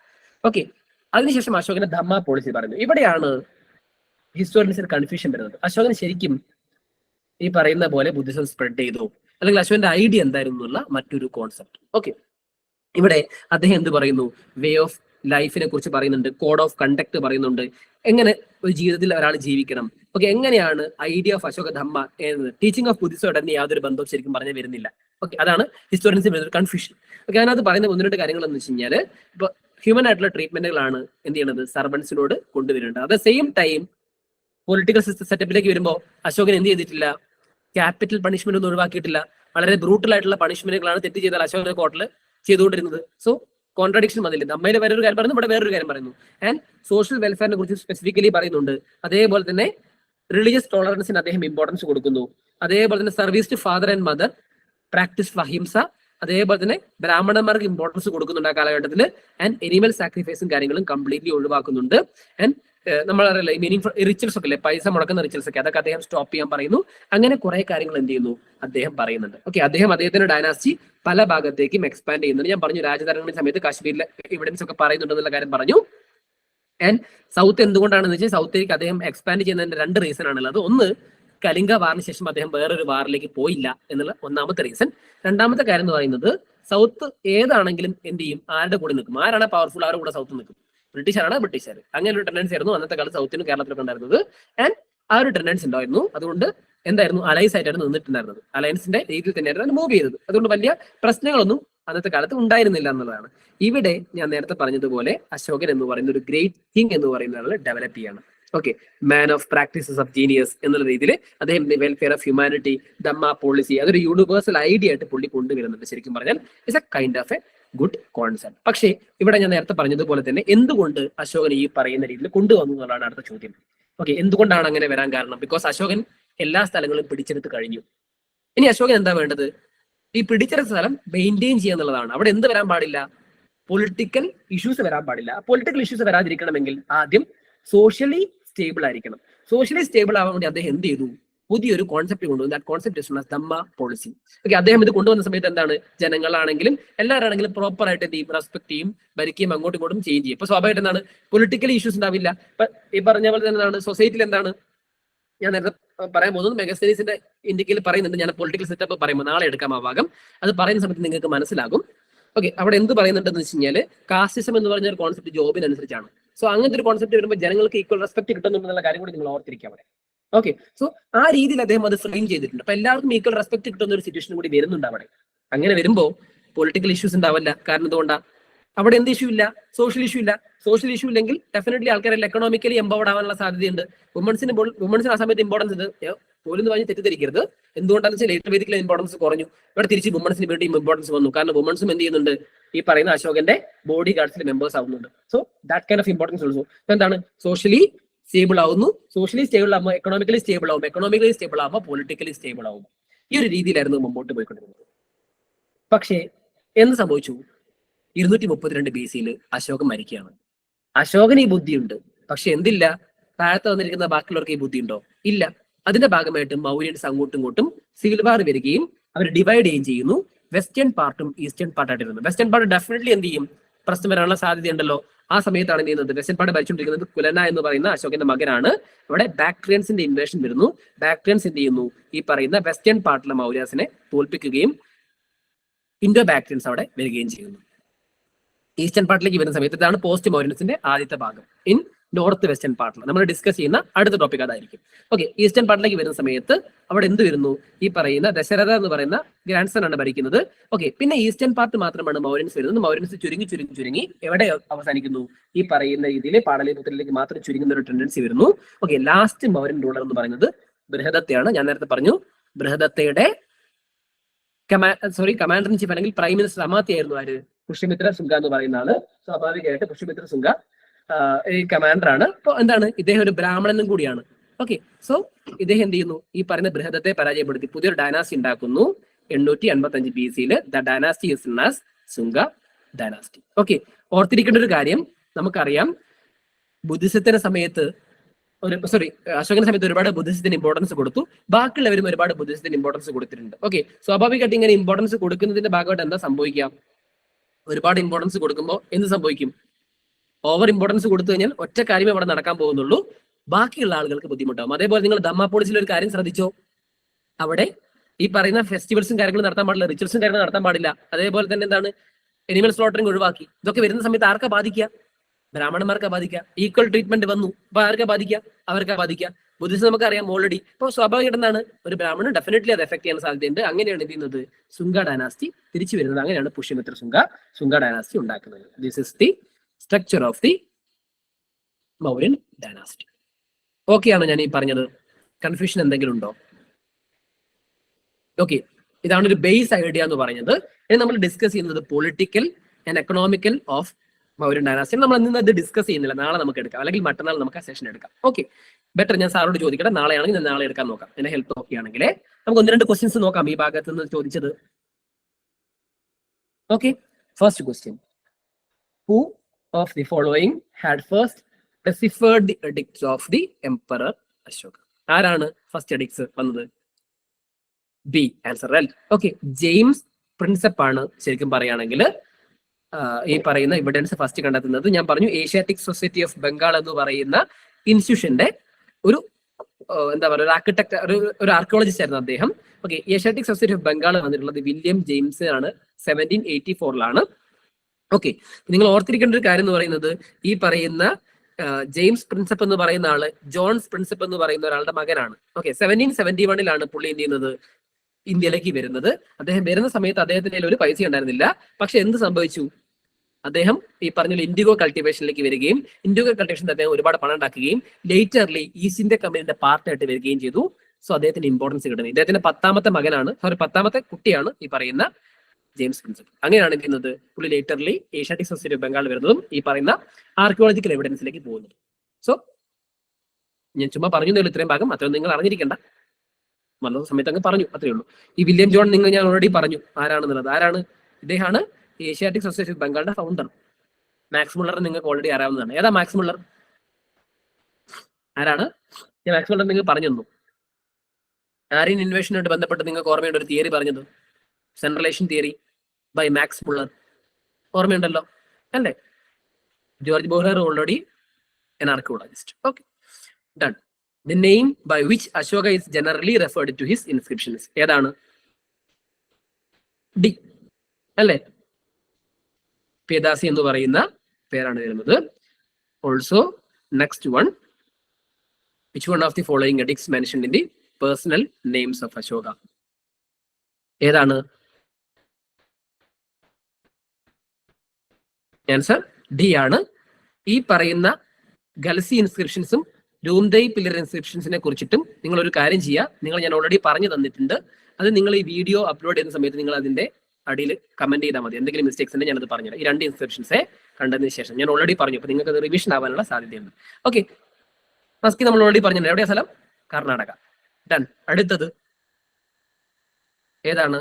മുദ്ര രാക്ഷസ എന്ന് പറയുന്ന വിശാഖദത്തന്റെ, ഞാനൊരു കഥ, വലിയ കഥ പറഞ്ഞാൽ നിങ്ങൾക്ക് ദാറ്റ് ഇസ് എന്താണത്? Answer D. Very good. അറിയാലോ, മുദ്ര രാക്ഷസ. ഓക്കെ, അതേപോലെ വിശാഖദത്തന്റെ അടുത്ത ഏതാണ്? ഒരു വിശാഖദത്തിന്റെ ഒരു ഡ്രാമ കൂടി ഉണ്ട്. ഏതാണത്? അത് ഞാൻ പറഞ്ഞു തന്നു. Commented if you are okay. ഇതാണ് ഒരു മെയിൻസ് ക്വസ്റ്റ്യൻ ആണ്. ശരിക്കും പറഞ്ഞാൽ ഇത് ഫോറസ്റ്റ് സർവീസിന് ചോദിച്ചൊരു ക്വസ്റ്റ്യൻ തന്നെയാണ്. Dhamma policy, critically evaluated Dhamma policy. I thought civil സർവീസിന് ചോദിക്കാനുള്ള സാധ്യതയുണ്ട്. ചോദിച്ചിട്ടുണ്ടെന്ന് എനിക്ക് ഓർമ്മയില്ല, ചോദിച്ചിട്ടുണ്ടെന്ന് തോന്നുന്നു. ഓക്കെ, പഴയ ക്വസ്റ്റ്യൻ ആയിരിക്കും. ഓക്കെ, ധമ്മ പോളിസിനെ കുറിച്ച് ഈ ഭാഗത്ത് നിന്ന് ക്വസ്റ്റ്യൻ വരാം. ഇത് മാത്രമേ വരുള്ളൂ ഞാൻ ഇത്രയും പഠിപ്പിച്ച ഭാഗത്ത് മെയിൻസ് ആസ്പെക്ടിൽ. ഓക്കെ, ഇനി നമ്മൾ മൗര്യൻ പോളിറ്റിയാണ് പഠിക്കുന്നത്. അത് നമ്മൾ ഇന്ന് ഡിസ്കസ് ചെയ്യുന്നില്ല. ഓക്കെ, നമുക്കത് അടുത്ത സെഷനിൽ ഡിസ്കസ് ചെയ്യാം. ഞാൻ ഇത്രയും പറഞ്ഞ് നിങ്ങൾക്ക് ഓക്കെ ആണോ?